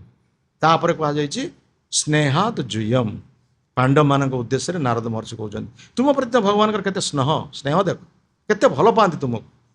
ହସ୍ତିନାପୁରକୁ ସେ ସବୁବେଳେ ରହୁଛନ୍ତି, ରାଜା ହେଉଛନ୍ତି ଦ୍ୱାରକାର, ବିବାହ କରୁଛନ୍ତି 16,108 ସ୍ତ୍ରୀ, କିନ୍ତୁ ତାଙ୍କର ସମସ୍ତ କାର୍ଯ୍ୟକାଳ ହେଉଛି ହସ୍ତିନାରେ। ଯେତେବେଳେ ବି କୁନ୍ତିଙ୍କୁ ବିପଦ ପଡ଼ୁଛି ସେତେବେଳେ ସେ ସ୍ମରଣ କରୁଛନ୍ତି, ସେ ଆସିକି ପହଞ୍ଚି ଯାଉଛନ୍ତି। ତେଣୁ କାହା ପ୍ରତି ଅଧିକ ସ୍ନେହ ତାଙ୍କର ଅଛି? ତୁମମାନଙ୍କ ପ୍ରତି। ତେଣୁ ତୁମ ପ୍ରତି ସ୍ନେହ ଥିବା ହେତୁ ତୁମ ସ୍ନେହକୁ ସେ କୌଣସି ପ୍ରକାର ଉପେକ୍ଷା କରିପାରୁନାହାନ୍ତି। ତେଣୁ ତୁମକୁ ସେ କେତେ ଭଲ ପାଆନ୍ତି। ସ୍ନେହାତ ଜୁୟମ୍। ଆଉ ଆମେମାନେ ତ ହେଉଛୁ ତାଙ୍କର ଭକ୍ତ। ନାରଦ କହୁଛନ୍ତି ଆମେ ତ ତାଙ୍କର ଭକ୍ତ, ଆଉ ଭକ୍ତମାନଙ୍କ ପ୍ରତି ତ ସ୍ୱତନ୍ତ୍ର କୃପା। ଭକ୍ତ୍ୟାଦ ବୟଂ ବିଭୋ, ଆମେମାନେ ତାଙ୍କର ଭକ୍ତ ହେଇଥିବା ହେତୁ ଭଗବାନଙ୍କର ସ୍ୱତନ୍ତ୍ର କୃପା ଆମମାନଙ୍କ ପ୍ରତି। ତେଣୁ କୌଣସି ପ୍ରକାର ଭାବରେ ଭଗବାନଙ୍କ ସହିତ ଯୁକ୍ତ ହେବା ଉଚିତ। ତାପରେ ଯୁଧିଷ୍ଠିର ମହାରାଜ ବୁଝିପାରିଲେ ଯେ ପ୍ରକୃତ ପକ୍ଷେ କାହିଁକି ଏହି ପ୍ରକାର ହେଇଛି। ତାପରେ ଯୁଧିଷ୍ଠିର ମହାରାଜ ପରେ ପ୍ରଶ୍ନ ପଚାରୁଛନ୍ତି, ପରୀକ୍ଷିତ ମହାରାଜ ପୁଣି ପ୍ରଶ୍ନ ପଚାରୁଛନ୍ତି ଯେ ଜୟ ବିଜୟ ଯେଉଁ ଦ୍ୱାରପାଳ ଆପଣ କହିଲେ, ସେମାନେ କିଭଳି ଭାବରେ ବୈକୁଣ୍ଠରେ ଥାଇକି ମଧ୍ୟ ଅଭିଶପ୍ତ ହେଲେ? ସେମାନେ ଅଭିଶପ୍ତ ହେଇକି ମର୍ତ୍ତ୍ୟମଣ୍ଡଳରେ ସେ କିଭଳି ଭାବରେ ଜନ୍ମଗ୍ରହଣ କଲେ?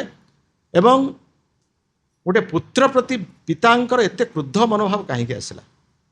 ପିତାଙ୍କର ପୁତ୍ର ପ୍ରତି ତ ସ୍ନେହ ମନୋଭାବ ରହିବା କଥା, କିନ୍ତୁ ପିତା କାହିଁକି ପୁତ୍ରର ଶତ୍ରୁ ହେଇଗଲେ?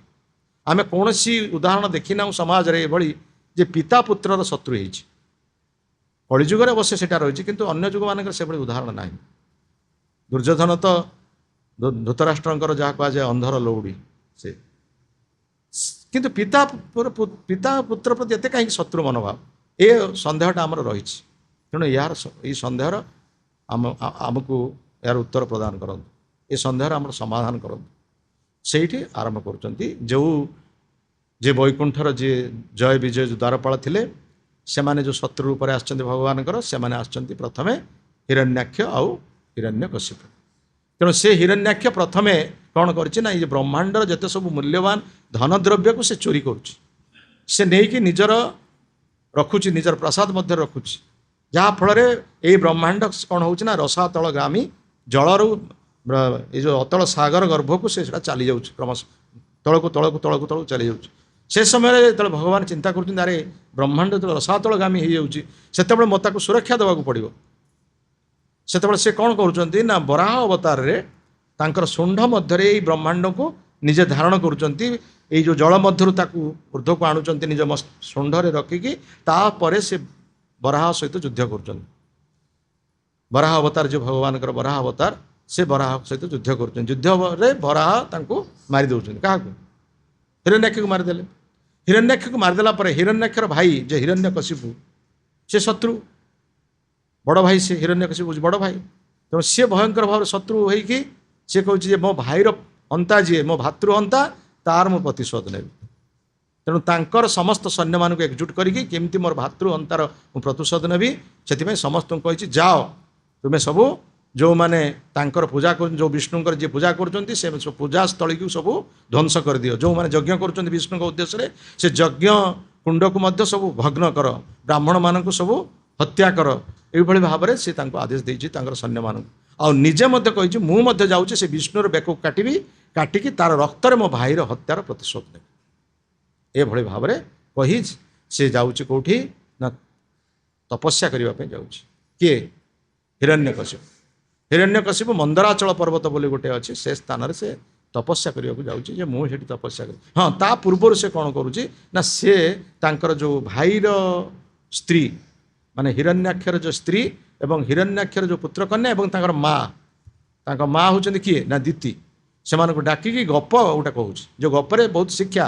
ହିରଣ୍ୟକଶିପୁ ହେଉଛି କୂଟନୀତି ସମ୍ପନ୍ନ, ତେଣୁ ବର୍ତ୍ତମାନ ସେ ଉପଦେଶ ଦେଉଛି କି ଶାସ୍ତ୍ର ଉପଦେଶ ଦେଉଛି ଯେ ତୁମେମାନେ କାହିଁକି ଦୁଃଖ ପ୍ରକାଶ କରୁଛ ହିରଣ୍ୟାକ୍ଷ ମୃତ୍ୟୁରେ? ଶରୀରରୁ ଆତ୍ମାଟା ନିଶ୍ଚିତ ଭାବରେ ଯିବ, ଇଏ ଶରୀର ପ୍ରତି ଏତେ ଦୁଃଖ କରିବାର ଆବଶ୍ୟକତା ନାହିଁ, ଶରୀର ପ୍ରତି ଏତେ ମୋହ ରଖିବାର ଆବଶ୍ୟକତା ନାହିଁ, ଏ ଶରୀର ଦିନେ ଅଛି କାଲିକି ନଷ୍ଟ ହେବ। ଏଇଭଳି ଶାସ୍ତ୍ର ଉପଦେଶ ଦେଉଛି ହିରଣ୍ୟକଶିପୁ। ଦେଖନ୍ତୁ ଗୋଟେ ଅସୁରଟା କେତେ ସୁନ୍ଦର ଉପଦେଶ ଦେଉଛି। ସେ ଗୋଟେ ଗପ ସେଠି କହୁଛି ହିରଣ୍ୟକଶିପୁ। ସେ କ'ଣ କହୁଛି ନା କହୁଛି ଯେ କୁଶିନର ନାମରେ ଗୋଟେ ରାଜ୍ୟ ଥିଲା, ସେ ରାଜ୍ୟରେ ସୁଯଜ୍ଞ ନାମରେ ଜଣେ ରାଜା ଥିଲେ ଏବଂ ସେ ରାଜାଙ୍କର ଶତ୍ରୁ ସୈନ୍ୟମାନେ ଆସିକି ଶତ୍ରୁ ରାଜ୍ୟର ରାଜା ଯିଏ ଆସି ୟାଙ୍କ ରାଜ୍ୟକୁ ଆକ୍ରମଣ କଲେ ଏବଂ ଆକ୍ରମଣ କରିବା ଫଳରେ ଉଭୟ ରାଜ୍ୟ ଯେତେବେଳେ ଯୁଦ୍ଧ ହେଇଛି ସେତେବେଳେ ସେଇ ସୁଯଜ୍ଞ ଯିଏ ରାଜା ସେ ଯୁଦ୍ଧ କ୍ଷେତ୍ରରେ ସେ ପ୍ରାଣତ୍ୟାଗ କଲେ। ଯୁଦ୍ଧ କ୍ଷେତ୍ରରେ ଯେତେବେଳେ ପ୍ରାଣତ୍ୟାଗ କଲେ ସେତେବେଳେ ରାଣୀ ସବୁ ଥିଲେ, ଯେଉଁମାନେ ବହୁତ ରାଣୀକୁ ସେ ବିବାହ କରିଛନ୍ତି ସୁଯଜ୍ଞ ରାଜା, ସେ ରାଣୀମାନେ ଆସିକି ଯୁଦ୍ଧ କ୍ଷେତ୍ରରେ ତାଙ୍କ ଶରୀରକୁ ଧରି କାନ୍ଦିବାକୁ ଲାଗିଲେ। ହା ହା ହା, ରାଜା ଆମର ଥିଲେ, ସ୍ୱାମୀ ଆମର ଥିଲେ, ଆମେ ତାଙ୍କର ସେବା କରୁଥିଲୁ, ସିଏ ଚାଲିଗଲା ପରେ ଆମେ କାହାର ସେବା କରିବୁ? ଏ ପ୍ରକାର ଭାବରେ ସମସ୍ତେ କାନ୍ଦିବାକୁ ଲାଗିଲେ। ଏଭଳି କାନ୍ଦିଲେ ଯେ ତାଙ୍କ ଶରୀରକୁ ଆଉ ସଂସ୍କାର କରିବାକୁ ମଧ୍ୟ ଦେଲେ। ଦିନ ଯାଇକି ରାତି ହେଲା, ସମସ୍ତେ ଶରୀରକୁ ଧରି ତ କାନ୍ଦୁଛନ୍ତି, କିଏ ହାତ ଧରି କାନ୍ଦୁଛି, କିଏ ପାଦ ଧରି କାନ୍ଦୁଛି, କିଏ ମୁଣ୍ଡ ଧରି କାନ୍ଦୁଛି, ସମସ୍ତ ଶରୀର ଅଙ୍ଗ ଧରିକି ତାଙ୍କୁ କାନ୍ଦିବାକୁ ଲାଗିଲେ। ଯମରାଜ ତାଙ୍କ ଶରୀରକୁ ଆସିଥିଲେ ନେବା ପାଇଁ, ଯମଦୂତ ମାନେ ତ ଆସି ପଶି ପାରିଲେନି, ନିଜେ ଯମରାଜ ମଧ୍ୟ ଆସିକି ଦେଖିଲେ ଯେ ଗୋଟେ ଅବସ୍ଥା ଏଠି, ସାଂଘାତିକ ଅବସ୍ଥା ଏଠି, ଯେମିତି ବେଙ୍ଗଲ ଅବସ୍ଥା ହେଇଛି। ଗାଦି ଗଲାଣି ତଥାପି ଗିଦି ଛାଡ଼ୁନାହାନ୍ତି ଗାଦି। ମୁଖ୍ୟମନ୍ତ୍ରୀ ମୁଁ ଅଛି, ମୁଖ୍ୟମନ୍ତ୍ରୀ ପଦରୁ ମୋତେ କିଏ ହଟେଇବ? ମୋତେ ହରେଇ ଦିଆଯାଇଛି, ମୁଁ ହାରି ନାହିଁ। ସେଇଭଳି ଭାବରେ ଜଣେ ମରିଗଲାଣି, ତା ଶରୀରକୁ ଧରି କାନ୍ଦୁଛନ୍ତି। କେବେ ଆମେ ସ୍ୱାମୀକୁ ଛାଡ଼ିବୁ ନାହିଁ। ଆରେ ସ୍ୱାମୀ ତ ତୁମର ଅଛି ପାଖରେ, ସେଇ ତ ଅଛନ୍ତି, ତୁମେ କାହାକୁ ଧରି କାନ୍ଦୁଛ? ଯାହାକୁ ପାଇଁ ଏତେ ସ୍ନେହ ଶ୍ରଦ୍ଧା ସେ ତ ଅଛନ୍ତି ତୁମ ପାଖରେ। କେଉଁଟା ନାହିଁ, କ'ଣ ଜିନିଷଟା ନାହିଁ ତୁମେ ତାକୁ ଦେଖିଛ କି? ତେଣୁ ନିଜେ ଯମରାଜ ଆସିକି ଏଇ କଥା କହିବା ପାଇଁ ନିଜେ ଆସିଲେ। ଯମରାଜ ଯେତେବେଳେ ଦେଖିଲେ ଯେ ଛାଡ଼ୁନାହାନ୍ତି, ସେମାନେ ସେଠୁ ଯମରାଜ ଗୋଟେ ଛୋଟ ବାଳକ ବେଶରେ ଆସି କହିଲେ, ଆରେ କ'ଣ ନିର୍ବୁଦ୍ଧିଆ ଲୋକଗୁଡ଼ାକ ତୁମେ, ତୁମର ବୁଦ୍ଧିଶୁଦ୍ଧି ନାହିଁ, ମୁଁ ଗୋଟେ ଛୋଟ ପିଲା, ମୋର ବୁଦ୍ଧି ଅଛି, ତୁମେ କାହିଁକି ଏଭଳି ଶରୀରଟାକୁ ଯେଉଁ ସ୍ୱାମୀ ପ୍ରତି ଏତେ ସ୍ନେହ, ସେଇ ସ୍ୱାମୀଙ୍କର ଶରୀର ଏଠି ଅଛି, କାହିଁକି ସେ ତ କାହିଁକି କିଛି କଥାବାର୍ତ୍ତା କରୁନାହାନ୍ତି? ଯିଏ କଥାବାର୍ତ୍ତା ନ କରିପାରୁଛି, ଯିଏ କଥାବାର୍ତ୍ତା କରୁଥିଲା, ଯେଉଁ ଶକ୍ତିଟା କଥାବାର୍ତ୍ତା କରୁଥିଲା, ତାକୁ ତୁମେ ଦେଖିଛ କି, ଜାଣିଛ କି? ତା ସେ ଚାଲିଗଲା ତ ତୁମେ ଦେଖିଲ ନା, ଜାଣିଲ ନା, କ'ଣ ତାକୁ ତା ସମ୍ପର୍କରେ ତୁମେ କିଛି ବୁଝିଛ? ଯିଏ ଚାଲିଗଲା, ଯିଏ ଥିଲା ତାକୁ ଦେଖିନ, ଯିଏ ଚାଲିଗଲା ତାକୁ ଦେଖିନ, ଆଉ ବର୍ତ୍ତମାନ ଯେଉଁ ଶରୀରଟା ତୁମେ ଆଗରୁ ଦେଖିଥିଲ ସେଇ ଶରୀରଟା ବର୍ତ୍ତମାନ ବି ଅଛି, ତାହେଲେ ସେ ଶରୀର ପ୍ରତି କାହିଁ ତୁମର ଏତେ ମୋହ? ସେଇ ଶରୀର ତ ଅଛି ତୁମର, କାହିଁ ତୁମ ପ୍ରତି ଏତେ? ଛାଡ଼ିଦିଅ ସେଇ ଶରୀରକୁ, ଏଇଟା ଗନ୍ଧ ହେଲାଣି, ବର୍ତ୍ତମାନ 24 ଘଣ୍ଟା ହେଇଗଲାଣି, ତା ଶରୀର ଗନ୍ଧ ହେଲାଣି, ତାକୁ ଦିଅ ସଂସ୍କାର କରିବାକୁ ଦିଅ। ଏ ପ୍ରକାର ଆସିକି ବୁଝେଇଲେ। କହିଲେ ମୁଁ ସେଇ ପ୍ରସଙ୍ଗରେ ଆଉ ଗୋଟେ ଗପ କହୁଛି। ଯମରାଜ ନିଜେ ପୁଣି ଗୋଟେ ଗପ, ଯିଏ ତ ଗପ କହୁଥିଲେ ହିରଣ୍ୟକଶିପୁ, ବର୍ତ୍ତମାନ ତା ଭିତରେ ଆଉ ଗୋଟେ ଗପ ଆସିଗଲା। ସେଠୁ ଯମରାଜ ଗୋଟେ ପିଲା ହିସାବରେ ସେ ଗୋଟେ ଗପ କହୁଛନ୍ତି। କହିଲେ ଜଙ୍ଗଲ ଭିତରେ ଗୋଟେ ଶିକାରୀ ଶିକାର କରୁଛି, ସେଠି ଶିକାର କରୁଥିବା ଅବସ୍ଥାରେ ସେ ଦେଖିଲା, ଶିକାର କରୁଛି ସେଠି ସେ ଗୋଟେ କପତ ଆଉ କପତି ତାର ପିଲାମାନଙ୍କୁ ନେଇକି ଗୋଟେ ଗଛରେ ସେମାନେ ବସା କରିକି ଅଛନ୍ତି। କପତି ଯାଇଛନ୍ତି ପିଲାମାନଙ୍କ ପାଇଁ ଖାଦ୍ୟ ଆଣିବା ପାଇଁ। ସେ ପିଲାମାନଙ୍କ ପାଇଁ ଖାଦ୍ୟ ଆଣିବା ପାଇଁ ଯାଇଛି, ପିଲାମାନେ ସବୁ ବସା ଭିତରେ ଅଛନ୍ତି, ବସା ବାହାରୁ ଯାଇପାରିବେନି ସେମାନେ। ଆଉ ସମୟ ତ ହେଇଗଲାଣି, ଖାଦ୍ୟ କେମିତି ଆସିବ, ମା ବାପା ଆଣିବେ, ଖାଦ୍ୟ ଖାଇବେ। ମା ଆଗେ ଆସି ପହଞ୍ଚି ଯାଇଛି। ମା ଆସିକି ପହଞ୍ଚିକି ଦେଖିଲା ଯେ ତାଙ୍କର ଗଛ ତଳେ ବହୁତ ଖାଦ୍ୟ ସବୁ ପଡ଼ିଛି ଇତସ୍ତତ ହେଇକି। ସେଠି କହିଲା, ଆରେ ଏଇଠି ଏତେ ଖାଦ୍ୟ ପଡ଼ିଛି, ମୁଁ ଏତେ ଦୂରକୁ ଯାଇକି ଏତେ କଷ୍ଟ କରି ଖାଦ୍ୟ ଆଣୁଥିଲି, ତେଣୁ ଏଇ ସବୁ ଖାଦ୍ୟ ଗୁଡ଼ା ପଡ଼ିଛି ଏତେ ପାଖରେ, ତେଣୁ ଏଗୁଡ଼ାକୁ ମୁଁ ନେଇଯିବି, ପିଲାମାନଙ୍କ ପାଇଁ 2-3 ଦିନର ଖାଦ୍ୟ ହେଇଯିବ। ସିଏ କିନ୍ତୁ ଜାଣିନାହିଁ ଯେ ସେ ଯେଉଁ ଖାଦ୍ୟ ଯେଉଁ ପଡ଼ିଛି ଗୋଟେ ଜାଲ ଭିତରେ ପଡ଼ିଛି, କାରଣ ଗୋଟେ ଶିକାରୀ ସେଠି ଜାଲ ପକାଇ ଦେଇଛି। ସେ ଜାଲ ଉପରେ ଖାଦ୍ୟ ପଡ଼ିଛି, ଯିଏ ଜାଲ ଆସିଲେ ପଡ଼ିକି ଖାଦ୍ୟ ଖାଇବ ସିଏ ବନ୍ଦି ହେଇକି ପଡ଼ିଯିବ, ସେ ଜାଲରେ ବନ୍ଧା ହେଇଯିବ। ତେଣୁ ଯେତେବେଳେ ସେ ମାଆଟି ଆସିକି, ମା କପତିଟି ଆସି ଯେତେବେଳେ ଖାଦ୍ୟ ନେବାକୁ ଚେଷ୍ଟା କରିଛି, ସେତେବେଳେ ସେ ଜାଲରେ ବନ୍ଧା ହେଇପଡ଼ିଲା। ସେତେବେଳେ ସେ ଗୋଡ଼ ତାର ଲାଖିଗଲା, ଆଉ ଯାଇପାରିଲାନି, ସେଠି ଏପଟ ସେପଟ ହେଇକି ପଡ଼ି ଏମିତି ହେଲା। ସେଠୁ ବାପା ଯିଏ ପିତା କପତି ଆସିକି ଦେଖିଲା, ଅଣ୍ଡିରାଜ କପତିଟି, ସିଏ ଆସିକି ଦେଖିଲା ତାର ସ୍ତ୍ରୀର ଏ ଅବସ୍ଥା। ହା ମାଆଟି ଆଣିଥିଲା ଖାଦ୍ୟ, ସିଏ ତାର ପିଲାମାନଙ୍କୁ ଖାଦ୍ୟ ନ ଦେଇକି ବର୍ତ୍ତମାନ ତାର କି ଅବସ୍ଥା। ପିଲାମାନେ ସେଠି ଅଛନ୍ତି, ସେମାନେ ବାପା ମା କହି ଚିତ୍କାର କରୁଛନ୍ତି, ମାଆର ଏ ଅବସ୍ଥା, ମୁଁ ବର୍ତ୍ତମାନ କ'ଣ କରିବି? ନା ପିଲା ପାଖକୁ ଯିବି, ନା ୟା ପାଖକୁ ଯିବି, ମୁଁ କ'ଣ କରିବି ଚିନ୍ତା କରିକି ସିଏ ମଧ୍ୟ ସେଇ ଜାଲରେ ଆସିକି କହିଲା ମୁଁ ଯାଇକି ମୋ ସ୍ତ୍ରୀକି ଉଦ୍ଧାର କରିବି। ସିଏ ମଧ୍ୟ ସେ ଜାଲରେ ଏଠି ପଡ଼ିଗଲା। ଆଉ ଜାଲରେ ଯେତେବେଳେ ଦୁଇଟା ପକ୍ଷୀ ପଡ଼ିଗଲେ, ଶିକାରୀ ଦେଖିଲା ସୁଯୋଗ କଲା, ଏଇଟା ତ ବଢ଼ିଆ ସୁଯୋଗ, 2 ଜଣ ଆସି ପଡ଼ିଲେଣି, ସେଠୁ ସାଙ୍ଗେ ସାଙ୍ଗେ ଜାଲ ଉଠିଲା, 2ଟା କପୋତିକି ନେଇଗଲା। ତେଣୁ ଏଇ ଯେଉଁ ଆକର୍ଷଣ, ଏଇ ଯେଉଁ ସ୍ନେହ, ଏଇ ଯେଉଁ ମମତା, ଏହାର ଫଳରେ କ'ଣ ହେଲା? ଗୋଟେ ପରିବାର ନଷ୍ଟ ହେଇଗଲା। ଛୁଆମାନେ ସେଠି ସେମିତି କାନ୍ଦାକଟା କରୁଥିଲେ। ତେଣୁ ଏଇ ଯେଉଁ ସ୍ନେହ ମମତା, ଏଇ କ'ଣ ପାଇଁ? ଏ ଶରୀର ପାଇଁ। ଏ ଶରୀରଟାର ମୂଲ୍ୟ କ'ଣ ଅଛି? ଯମରାଜ ତାକୁ ବୁଝେଇଲେ, ତାକୁ ଛାଡ଼ି ଦିଅନ୍ତୁ, ସେ ଶରୀରକୁ ଛାଡ଼ି ଦିଅ। ସେ ଶରୀର ବର୍ତ୍ତମାନ ସେ ଆତ୍ମା ସେଠୁ ଛାଡ଼ିଗଲାଣି, ଆଉ ଗୋଟେ ନୂଆ ଶରୀର ଭିତରେ ପ୍ରବେଶ କରିଥିବ। ତେଣୁ ସେ ତୁମେ ନୂଆ ଶରୀର ଭିତରେ ତୁମେ ଜାଣିନ ସେ ବିଷୟରେ କିଛି, ତୁମେ ଛାଡ଼ିଦିଅ ସେ ଶରୀରଟା। ଏହା କହିଲା ପରେ ସେମାନେ ସବୁ ବୁଝିଲା ପରେ ତାକୁ ଛାଡ଼ିଦେଲେ। ତାପରେ ଯମରାଜ ତାକୁ ନେଇକି ସଂସ୍କାର କରିବାକୁ ତାକୁ ନେଇଗଲେ, ସେ ଶରୀରକୁ ନେଇଗଲେ। ତେଣୁ ଏଇଭଳି ଭାବରେ କହିବା ପରେ ହିରଣ୍ୟାକ୍ଷର ପତ୍ନୀ ଏବଂ ତାଙ୍କର ଯେଉଁ ପୁତ୍ର କନ୍ୟାମାନେ ସବୁ ବୁଝିଗଲା ପରେ ହିରଣ୍ୟକଶିପୁ ଗଲେ ତପସ୍ୟା କରିବା ପାଇଁ, ତାର ଭାତୃ ହତ୍ୟା ପ୍ରତିଶୋଧ ନେବା ପାଇଁ ସେ ତପସ୍ୟା କରିବାକୁ ଗଲା। ଗୋଟେ ମନ୍ଦରାଚଳ ପର୍ବତକୁ ଯାଇ ସେ ଗୋଡ଼ ଉପରକୁ ଟେକି ଆଉ ଗୋଟେ ଗୋଡ଼ ତଳକୁ ରଖି ବ୍ରହ୍ମାଙ୍କର ନାମ ଉଚ୍ଚାରଣ କଲା, ଓଂ ବ୍ରହ୍ମଣ୍ୟେ ନମଃ, ଓଂ ବ୍ରହ୍ମଣ୍ୟେ ନମଃ। ଏଇଭଳି ଭାବରେ ତପସ୍ୟା କରିବାକୁ ଲାଗିଲା। ନ ଖାଇ ନ ପିଇ ଏମିତି ବର୍ଷ ଧରିକି ତପସ୍ୟା କଲା ଏବଂ ତା ଶରୀରରେ ପୁରା ସମ୍ପୂର୍ଣ୍ଣ ଭାବରେ ଉଇହୁଙ୍କା ହେଇଗଲା, ତାର ମାଂସ ମଧ୍ୟ ଚାଲିଗଲା, ରକ୍ତ ଚାଲିଗଲା, କେବଳ ହାଡ଼ କେବଳ ରହିକି ସେ ଏମିତି ତପସ୍ୟା କଲା। ତା ଶରୀରରୁ ଯାହା କୁହାଯାଏ ତା ମୁହଁରୁ କେବଳ ଧୂଆଁ ନିର୍ଗତ ହେଇକି ସମଗ୍ର ଆକାଶ ମଣ୍ଡଳ ବ୍ୟାପିଗଲା। ସବୁବେଳେ ଆକାଶ ମଣ୍ଡଳ ବ୍ୟାପ୍ତ ହେଇକି ଦେବତାଙ୍କ ପାଖକୁ ସେ ଧୂଆଁ ଗଲା। ଧୂଆଁ ଯେତେବେଳେ ଗଲା, ଦେବତାମାନେ ମଧ୍ୟ ହାହାକାର କଲେ। ସେତେବେଳେ ସମସ୍ତେ ଯାଇକି ବ୍ରହ୍ମାଙ୍କ ନିକଟରେ ଯାଇକି ଅନୁରୋଧ କଲେ, ଆପଣ କୌଣସି ପ୍ରକାର ଭାବରେ ୟାର କିଛି ବ୍ୟବସ୍ଥା କରନ୍ତୁ, ଆପଣଙ୍କୁ ସେ ତପସ୍ୟା କରୁଛି, ଆପଣଙ୍କ ନାମ ଉଚ୍ଚାରଣ କରୁଛି, ବର୍ତ୍ତମାନ ଏଭଳି ଅବସ୍ଥା ହେଲାଣି, ଆମେମାନେ ଆଉ ନିଶ୍ୱାସ ପ୍ରଶ୍ୱାସ ନେଇପାରୁନୁ, ଆଉ ପରବର୍ତ୍ତୀ ସମସ୍ତ ଅବସ୍ଥା କ'ଣ ହେବ? ଆପଣଙ୍କର ଆସନ ଚାଲିଯିବ, ଆପଣ ଆଉ ରହିପାରିବେନି, ଆପଣ ଯାଆନ୍ତୁ, ତା ପାଇଁ କିଛି ବ୍ୟବସ୍ଥା କରନ୍ତୁ। ତାପରେ ବ୍ରହ୍ମା ନିଜେ କମଣ୍ଡଳରେ ମନ୍ତ୍ରପୁତ ଜଳ ଧାରଣ କରିକି ନେଇକି ଆସିକି ଦେଖିଲେ ଗୋଟେ ଉଇହିଙ୍କା ହେଇଛି, ତା ଶରୀର ନାହିଁ, କେବଳ ଅସ୍ଥି ରହିଛି, ଅସ୍ଥିରୁ ଶବ୍ଦ ଆସୁଛି। ଆଶ୍ଚର୍ଯ୍ୟ ହେଲେ, କହିଲେ ଏଭଳି ତପସ୍ୟା, ଏଭଳି କୁଚ୍ଛ ତପସ୍ୟା ଯିଏ କରିପାରେ ସେ ସାଧାରଣ ବ୍ୟକ୍ତି ନୁହେଁ। ଶରୀର ରକ୍ତ ମାଂସ ନାହିଁ, କିନ୍ତୁ ଅସ୍ଥିରୁ ହିଁ ଶବ୍ଦ ଆସୁଛି, ଉଚ୍ଚାରଣ ହେଉଛି। ଇଏ କି ପ୍ରକାର ବ୍ୟକ୍ତି? ଆପେ ତା ମନ୍ତ୍ରପୁତ ଜଳ ତା ଉପରେ ସିଞ୍ଚନ କଲେ ଯେତେବେଳେ ତା ଶରୀର ପୁଣି ସୁସ୍ଥ ସବଳ ହେଇକି ବ୍ରହ୍ମାଙ୍କୁ ସେ ପ୍ରଣାମ କଲେ। ବ୍ରହ୍ମାଙ୍କୁ ପ୍ରଣାମ କରି କହିଲେ, ଆଜ୍ଞା ଆପଣଙ୍କୁ ମୁଁ ତପସ୍ୟା କରୁଥିଲି, ଆପଣଙ୍କୁ ଆହ୍ୱାନ କରୁଥିଲି, ଆପଣ ଆସି ଦେଖାଦେଲେ ମୋତେ, ଆପଣ ମୋତେ ମୁଁ ଚକ୍ଷୁରେ ମୋର ଦର୍ଶନ କଲି, ମୋର ସେଇ ସୌଭାଗ୍ୟ। ବ୍ରହ୍ମା କହିଲେ, ତୁମ ଭଳି ତପସ୍ୟା କେହି କରିପାରିବେ ନାହିଁ, ତୁମେ ଯେଉଁ ପ୍ରକାର ଭାବରେ କଠିନ ତପସ୍ୟା କରିଛ ସେ ତପସ୍ୟାରେ ମୁଁ ସମ୍ପୂର୍ଣ୍ଣ ଭାବରେ ସନ୍ତୁଷ୍ଟ। ତେଣୁ ମୁଁ ତୁମର ପ୍ରତି ସନ୍ତୁଷ୍ଟ ହୋଇ ତୁମକୁ ବର ଦେବା ପାଇଁ ଚାହୁଁଛି, ତୁମେ କ'ଣ ମୋ ଠାରୁ ନେବା ପାଇଁ ଚାହୁଁଛ? ସେଠୁ ହିରଣ୍ୟକଶିପୁ କହୁଛି ଯେ ମୋତେ ଆପଣ ଅମର କରିଦିଅନ୍ତୁ, ମୁଁ ଅମର ହେଇଗଲା ପରେ ମୁଁ ଅମର ତ କରିଦିଅ, ଆଉ କିଛି କହିବାକୁ ଦରକାର ନାହିଁ, ମୋତେ ଅମର ଆପଣ କରିଦିଅନ୍ତୁ। ସେଠୁ ବ୍ରହ୍ମ କହିଲେ, ଆରେ ଅମର ତୁ କେମିତି ହବୁ? ଅମର ତ ମୁଁ ନୁହଁ, ଯେ ତୋର ବର ଦେବା ବାଲା ସିଏ ନିଜେ ଅମର ନୁହଁ, ତୋତେ କେମିତି ମୁଁ ଅମର ଦେବି ବର? କାରଣ ମୋର ବୟସ ଅଧିକ ହେଲେ ମଧ୍ୟ, ଆୟୁ ମୋର ଅଧିକ ହେଲେ ମଧ୍ୟ ମର୍ତ୍ତ୍ୟମଣ୍ଡଳର ବ୍ୟକ୍ତିଙ୍କ ଠାରୁ, କିନ୍ତୁ ମୁଁ ମଧ୍ୟ ଦିନେ ନା ଦିନେ ମୃତ୍ୟୁବରଣ କରିବି, ମୋର ମଧ୍ୟ 100 ବର୍ଷ ପରେ ମୃତ୍ୟୁ ହେବ। ତେଣୁ ତୋତେ ମୁଁ ଅମର ବର ଦେଇପାରିବି, ତା ବ୍ୟତୀତ ତୁମେ କ'ଣ ବର ମାଗୁଛ, ଆଉ କ'ଣ ବର ମାଗୁଛ ମାଗ।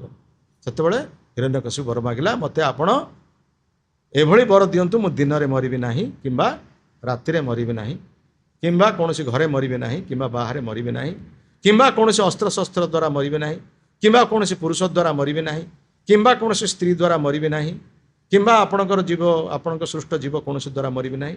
ଏଇ ପ୍ରକାର ଭାବରେ ମୋତେ ଏଇଭଳି ବର ଦିଅନ୍ତୁ। ସେଠୁ ବ୍ରହ୍ମା କହିଲେ, ତୁମେ ଯେଉଁ ବର ମାଗୁଛ ଯଦିଓ ବହୁତ ଅସାଧ୍ୟ ସେ ବର, ତଥାପି ତୁମ ପ୍ରତି ମୁଁ ସନ୍ତୁଷ୍ଟ ହେଇକି ସେଇ ବର ମୁଁ ତୁମକୁ ପ୍ରଦାନ କରୁଛି। ସେ ଭାବିଲା କ'ଣ, ମୁଁ ଏଇଭଳି ଭାବରେ ବଙ୍କେଇ ମୁଁ ଚତୁର, ମାନେ ମୁଁ ଚାଲାକ ବହୁତ, ମୋତେ ସିନା ଅମର ବର ନ ଦେଲେ ମୁଁ ଏଭଳି ବର ମାଗିବି ଯେଉଁଟାକି ତାହା ହିଁ ଅମର ବର ହେଇଯିବ। ଆଉ ଏଭଳି ସର୍ତ୍ତକୁ ରକ୍ଷା କରି କିଏ ମୋତେ ମାରିବ? କିନ୍ତୁ ଭଗବାନ ହେଉଛନ୍ତି ଚତୁର ଠାରୁ ଆହୁରି ଚତୁର। ସିଏ ହେଉଛନ୍ତି, କୁହନ୍ତି ମୁଁ ସର୍ବୋତ୍ତମ ଠକ, ତୁମେ ମୋତେ ଠକିବ କ'ଣ? ମୁଁ ଏଭଳି ଭାବରେ ଠକିବି ତୁମେ ମୋତେ କେବେ ଚିନ୍ତା ବି କରିପାରିନଥିବ। ଭଗବାନ ସେଥିପାଇଁ ଗୀତାରେ କହିଲେ, ଦ୍ୟୁତମ ଛଳୟତାମ ଅସ୍ମି, ଯିଏ ମୋତେ ଠକିବା ପାଇଁ ଚେଷ୍ଟା କରୁଛି ମୁଁ ତାକୁ ଏଭଳି ଠକିବି ସିଏ କେବେ ଚିନ୍ତା ବି କରିପାରିବନି। ଦେଖନ୍ତୁ କେତେ ଠକିବା ପାଇଁ ଯୋଜନା କରିଥିଲା, ତାର ସମସ୍ତ ସର୍ତ୍ତକୁ ରକ୍ଷା କରି ଭଗବାନ ଅବତାର ଗ୍ରହଣ କଲେ। ଯିଏକି ହେଉଛି ଭଗବାନ ନୃସିଂହଙ୍କର ଅବତାର। ବ୍ରହ୍ମା ତାଙ୍କୁ ବର ଦେଲେ। ବ୍ରହ୍ମା ବର ଦେବା ପର୍ଯ୍ୟନ୍ତ ଯେତେବେଳେ ହିରଣ୍ୟକଶିପୁ ତପସ୍ୟା କରିବାକୁ ଆସିଛି ସେତେବେଳେ ମଧ୍ୟ ତା ରାଜ୍ୟରେ ଗୋଟେ ଘଟଣା ଘଟିଯାଇଛି। ଯେତେବେଳେ ସେ ରାଜ୍ୟରେ ହିରଣ୍ୟକଶିପୁ ନାହିଁ ସେତେବେଳେ ଇନ୍ଦ୍ର ଭାବିଛି ବର୍ତ୍ତମାନ ସୁଯୋଗ, ଏହି ସମୟରେ ମୁଁ ତ ହିରଣ୍ୟକଶିପୁକୁ କୌଣସି ଭାବରେ ପରାସ୍ତ କରିପାରିବି ନାହିଁ, ବର୍ତ୍ତମାନ ସୁଯୋଗ ଏହି ସମୟରେ ତା ରାଜ୍ୟକୁ ଆକ୍ରମଣ କରିବି। ତେଣୁ ଇନ୍ଦ୍ର ତାଙ୍କର ସୈନ୍ୟ ସାମନ୍ତ ଧରିକି ତାଙ୍କ ରାଜ୍ୟକୁ ଆକ୍ରମଣ କରିଛି। କାହାର ରାଜ୍ୟ? ହିରଣ୍ୟକଶିପୁର ରାଜ୍ୟ।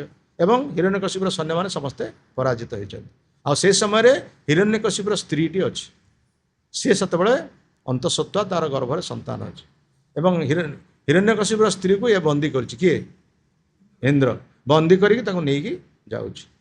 କାହିଁକି ନେଇକି ଯାଉଛି ନା ୟାର ଗର୍ଭରୁ ଯେଉଁ ସନ୍ତାନ ଜାତ ହେବ ସିଏ ମଧ୍ୟ ହିରଣ୍ୟକଶିପୁ ଠାରୁ ଆହୁରି ଭୟଙ୍କର ରାକ୍ଷସ ହେବ। ତେଣୁ ୟାର ସ୍ତ୍ରୀ ପ୍ରତି ମୋର କୌଣସି ଆକ୍ରୋଶ ନାହିଁ, ଶତ୍ରୁତା ନାହିଁ, କିନ୍ତୁ ଏ ପିଲାକୁ ମାରିବି, ଜନ୍ମଗ୍ରହଣ କଲା ପରେ ଏ ପିଲାଟିକୁ ମାରିଦେବି, ଏହି ପ୍ରକାର ଚିନ୍ତା କରି ଇନ୍ଦ୍ର ତାକୁ ବାନ୍ଧିକି ନେଉଛି। କିନ୍ତୁ ବାଟରେ ଦେଖା ହେଇଛନ୍ତି କିଏ? ନାରଦ ମହର୍ଷି।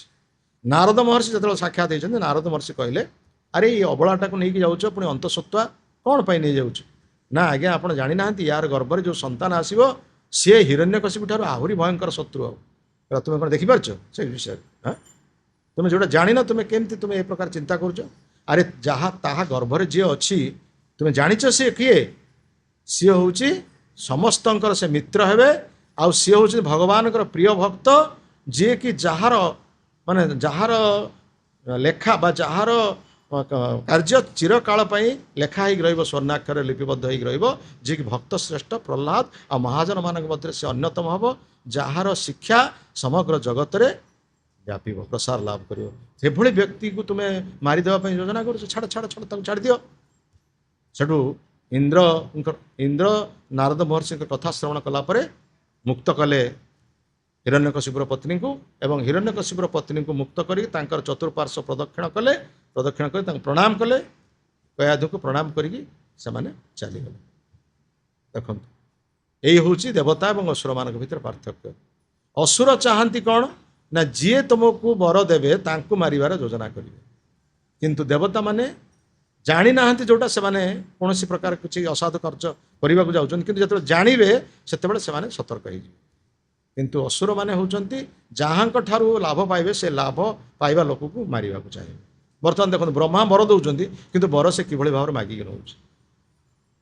ଯାହା ହଉ, ଏହି ପ୍ରକାର ଭାବରେ ଯେତେବେଳେ ନାରଦ ମହର୍ଷି ତାଙ୍କୁ ମୁକ୍ତ କରିକି ନିଜ ଆଶ୍ରମକୁ ତାଙ୍କୁ ନେଇ ଆସିଲେ କୟାଧୁଙ୍କୁ, ଏବଂ ସର୍ବଦା ଭଗବାନଙ୍କର କଥା ତାଙ୍କୁ କହିବାକୁ ଲାଗିଲେ। ଆଉ ଯେତେବେଳେ ଗର୍ଭରେ ଅଛନ୍ତି କିଏ?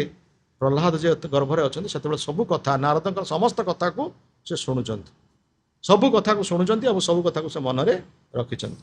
ତାପରେ ହିରଣ୍ୟକଶିପୁ ଯେତେବେଳେ ତପସ୍ୟାରେ ବରପ୍ରାପ୍ତ ହେଇକି ଆସିକି ପହଞ୍ଚିଲେ, ସେତେବେଳେ ତାର ସ୍ପର୍ଦ୍ଧା ବହୁତ ବଢ଼ିଗଲା। ତ୍ରିପୁର ବିଜୟ କଲେ, ଇନ୍ଦ୍ର ରାଜ୍ୟକୁ ଅଧିକାର କଲେ, ଏବଂ ନିଜ ପତ୍ନୀକୁ ମଧ୍ୟ ନାରଦଙ୍କ ନିକଟରେ କୃତଜ୍ଞତା ସ୍ୱୀକାର କରି କହିଲେ, ଯାହା ହଉ ଆପଣ ମୋ ପତ୍ନୀକୁ ସୁରକ୍ଷା ଦେଇଛନ୍ତି, ଆପଣଙ୍କର ସୁରକ୍ଷାରେ ମୋ ପତ୍ନୀ ରହିଥିବା ହେତୁ ମୁଁ ଆପଣଙ୍କ ପାଖରେ କୃତଜ୍ଞ, ଆପଣ ମୋର ପତ୍ନୀ ଏବଂ ପୁତ୍ରକୁ ମୋତେ ଦେଇଦିଅନ୍ତୁ। ନାରଦ ମହର୍ଷି କହିଲେ, ନେଇଯାଆନ୍ତୁ ଆପଣ ପତ୍ନୀ ପୁତ୍ରକୁ। ତାପରେ ହିରଣ୍ୟକଶିପୁ ତାଙ୍କର ପତ୍ନୀ ଆଉ ପୁତ୍ରଙ୍କୁ ନେଇକି ନିଜ ରାଜ୍ୟକୁ ଫେରି ଆସିଥିଲେ। ଏବଂ ସେଇ ପୁତ୍ରଟି, ଯେଉଁ ପୁତ୍ରଟି ନାମ ହେଉଛି ପ୍ରହ୍ଲାଦ, ସେ 4 ପୁତ୍ରଙ୍କ ଭିତରେ ଏ ପୁତ୍ରଟି ଏକ ଅନ୍ୟ ରକମର ପୁତ୍ର ଥିଲେ। ଦେଖିବା ପାଇଁ ଅତ୍ୟନ୍ତ ସୁନ୍ଦର, ସୁଶୀଳ ଏବଂ ସବୁ ଉତ୍ତମ ଗୁଣ ସମ୍ପନ୍ନ, ସବୁ ପ୍ରକାର ସଦ୍ଗୁଣ ସମ୍ପନ୍ନ, ଯାହା କୁହାଯାଏ ଭକ୍ତ ନିକଟରେ ଭଗବାନଙ୍କର ସମସ୍ତ ଗୁଣ ପ୍ରକାଶିତ ହୁଏ। ଯସ୍ୟାସ୍ତି ଭକ୍ତିର୍ ଭଗବତୀ ଅକିଞ୍ଚନା ସବେ ଗୁଣେସ୍ତତ୍ର ସମାସତେ ସୁରା ହରାବ ଭକ୍ତସ୍ୟ କୁତ ମହତ ଗୁଣା ମନରଥେ ନାସତି ଧାବତ ବହି। ଯେ ଭଗବାନଙ୍କର ପ୍ରିୟ ଭକ୍ତ ତା ନିକଟରେ ସମସ୍ତ ଦିବ୍ୟ ଗୁଣ ଗୁଡ଼ିକ ପରିପ୍ରକାଶ ହୋଇଥାଏ। ସେମିତି ପ୍ରହ୍ଲାଦ ନିକଟରେ ସମସ୍ତ ଦିବ୍ୟ ଗୁଣ ଗୁଡ଼ିକ ପରିପ୍ରକାଶ ହୋଇଥିଲା, ଯାହାକି ହିରଣ୍ୟକଶିପୁର ଅଜ୍ଞାତ। ହିରଣ୍ୟକଶିପୁ କ'ଣ ଜାଣିବ? ଯାହା କୁହାଯାଏ, ଦେଖିଆ ନା ଦେଖେ ଯେନ ଅଭକ୍ତରେ ଜନ, ଉଲୁକ ନା ଦେଖେ ଯେନ ସୂର୍ଯ୍ୟର କିରଣ। ଅଭକ୍ତ ଯିଏ, ସେ ଜାଣିପାରୁନି ଭଗବାନଙ୍କର ଯେଉଁ ଲୀଳା ଚାଲିଛି, ଭଗବାନଙ୍କର ଯେଉଁ କ୍ରିୟା, ଯିଏ ଅଭକ୍ତ ଯିଏ, ସେ କ'ଣ ଜାଣିବ? ଯେମିତି ପେଚା ଦିନରେ ଦେଖିପାରୁଛି, ଦିନରେ ସମସ୍ତେ ଦେଖିପାରୁଛନ୍ତି, କିନ୍ତୁ ପେଚାକୁ ଦେଖାଯାଉନି, ପେଚା ହେଉଛି ଅନ୍ଧ। ଠିକ୍ ସେଇଭଳି ଭାବରେ ଭକ୍ତ ଯିଏ ଭଗବାନଙ୍କୁ ସର୍ବତ୍ର ଦେଖୁଛି, କିନ୍ତୁ ଅଭକ୍ତ ସେ କେଉଁଠି ଦେଖିପାରୁନି। ସେଇଭଳି ହିରଣ୍ୟକଶିପୁ ନିକଟରେ ପ୍ରହ୍ଲାଦଙ୍କର ଗୁଣ ଗୁଡ଼ିକ ସବୁ ଅଜ୍ଞାତ ଥିଲା, ଯେଉଁଥିପାଇଁ ସେ ପ୍ରହ୍ଲାଦଙ୍କୁ ତାଙ୍କ ଗୁରୁକୁଳରେ ଯିଏ ଥିଲେ ଶିକ୍ଷକ शुक्राचार्य दुई पुत्र षण्ढ और अमरक निकट को शिक्षा लाभ करने पठेदेले एवं सेठी सी विष्णु विद्वेष कथा गुड़ाक से विष्णुर विरोधी कथा गुड़ाक सब शिक्षा करेंगे सेठी शिक्षा लाभ करने पठेले जेते शिक्षा देले मध्य षण्ढ और अमरक प्रहलाद तो ओडियारू गजा सी तो माँ गर्भरू शिक्षा कर सी कौन हिरण्यकशिपुर जो शिक्षक ठार सी कौन शिक्षा करेंगे किंतु जितेबले सुजोग पाती प्रहलाद तांकर जो सहपाठी मानक बसैकी सी शिक्षा दियंती कहते तुम्हें जो शिक्षक ठार शिक्षा पाच अरे मो ठार शुण प्रकृत शिक्षाटा या शिक्षा सेठू तांकर सहपाठी मान पाख बसैकी यही कथा से कहती तेणु से शिक्षा विषय में गोटे दुटा कथा कहीकि आम कथा शेष करिया। प्रथम प्रहलाद कहते जे बाल्य कालरू जे धर्म बा भगवत धर्म अनुशीलन करुच्ची सी हूँ प्राज्ञ बा सी हूँ बुद्धिमान। कौमार आचरयत प्राज्ञ धर्मान भागवतान इह दुर्लभं मानुषं जन्म तदपि अध्रुवं अर्थदम। बाल्य कालरू जे भागवत धर्म अनुशीलन करुच्ची बा जे भगवानकर भक्ति अनुशीलन करुच्ची सी हूँ प्रकृत पक्षे बुद्धिमान। कारण युवक अवस्था आसब जे आम जीवन ताहा केबे कहि परिबा नाही बा वृद्ध अवस्था आसब वृद्ध अवस्था आसिले आम भक्त बा ताहा मध्य ग्यारंटी नाही। वृद्ध अवस्था आसिले आम इंद्रिय माने निस्तेज होइजिबे अंग शिथिल होइजिबो आसक्ति परिवार प्रति रहिबो ज्ञाति स्वजन मानक प्रति रहिबो आमे कि भक्त हबा। तेणु पिला दिनरू जे भागवत धर्म अनुशीलन करुच्ची सी जेते युवक हब से दृढ़ हब दृढ़ दृढ़तर हब। तेणु जी बाल्य कालरू भागवत धर्म अनुशीलन करुच्ची सी हूँ प्रकृत पक्ष बुद्धिमान। आउ दुर्लभं मानुषं जन्म बहुत जीवन गति कला परे आमे मानव जीवन पाइचे तेणु यही दुर्लभ मानव जीवन रे भगवान के प्रति भक्ति आचरण करवा होची आहुरी दुर्लभ। तेणु तुम्हें माने जो दैत्य बालक ये दैत्य बालक असुर बालक तुम्हें माने इंद्रिय उपभोग न करिकि तुम्हें प्रकृत रे भगवत भक्ति अनुशीलन कर ये हूँ तार प्रथम शिक्षा प्रहलाद। द्वितीय शिक्षा को दौरान से सुखं ऐन्द्रियकं दैत्य देह जोगेन देहिनाम सर्वत्र लभते दैवात जथा दुख अजत्नत। बढ़िया कथा कहते प्रहलाद जहाँ तो नारद महर्षि शिक्षा से कहते इंद्रिय सुख जो इंद्रिय सुख पर आम बहुत प्रयास करुचे बहुत चेष्टा करुचे आमको जो प्रकार शरीर मिली आम शरीर पर इंद्रिय सुखटा निर्दिष्ट होगी आम मनुष्य शरीर पाइचे मनुष्य शरीर पर आम जी इंद्रिय सुख पाइबा भगवान आम निर्दिष्ट कर गोटे पशु शरीर पाई गोटे कुकुर शरीर पाई गोटे पक्षी शरीर पाई से तापाई जी शरीर पाई इंद्रिय सुख जी निर्दिष्ट होगी रही से इंद्रिय सुख से पाइबे गोटे सर्प शरीर पाई तापाई जी इंद्रिय सुख रही से निर्दिष्ट रही से पाइब से तापाई प्रयास कले से अधिक पाइब तार चिंता ना आउ जहाँ प्रयास करिकी न करिकी मध्य आमको पाउचे जमती दुख को प्रयास न करिकी जमी दुख आमको मिलूँ सेमती सुख पाई प्रयास न करिकी मध्य सुख आमको मिल तेणु तुम्हें इंद्रिय सुख पाई प्रयास कर नहीं शरीर को सुख देवाई प्रयास कर नहीं कौन पाई प्रयास कर ना केमिति भगवान आमको मिल तत्प्रयास न कर्तव्यम जत आयुर्वय परम न तथा बिंदते क्षमं मुकुंद चरण आरंभुजम। ये कथा प्रहलाद कहते तुम्हें प्रयास कर एथिपाई तुम्हें धन पाइबापी प्रयास करना जन पाइबापी प्रयास करना किंबा अधिक प्रतिपत्ति बा अधिक प्रतिष्ठा पद पदवी पाइबापी प्रयास करना भगवान पादपद्मर सेवार सुजोग केमती मिल से प्रयास कर ए प्रकार भाव में प्रहलाद महाराज शिक्षा देवा आरंभ कर। तेणु ये सब शिक्षा जो सहपाठी मैंने पाई सी पचारे बाबा तुम्हें केमती एक शिखिल तुम्हें कौटू एक शिखिल आम तो तुमरी भाई पिला आम तो एक जानी ना तुमरी बयस आम एक जान तुम्हें कौटी कहल शिखिल ना मुझे मो माँ गर्भर भितर थी नारद महर्षि जहाँ कही मुझे शुणी आ सब कथा मोर मन अच्छी जहाँ मुझे शुणी बर्तमान से कथा ही तुमको कहूँ आ तुम्हें मैंने ताहाको आचरण कर अनुशीलन कर तुम्हें मैंने जीवन में प्रकृत शांति और सुख पाइब।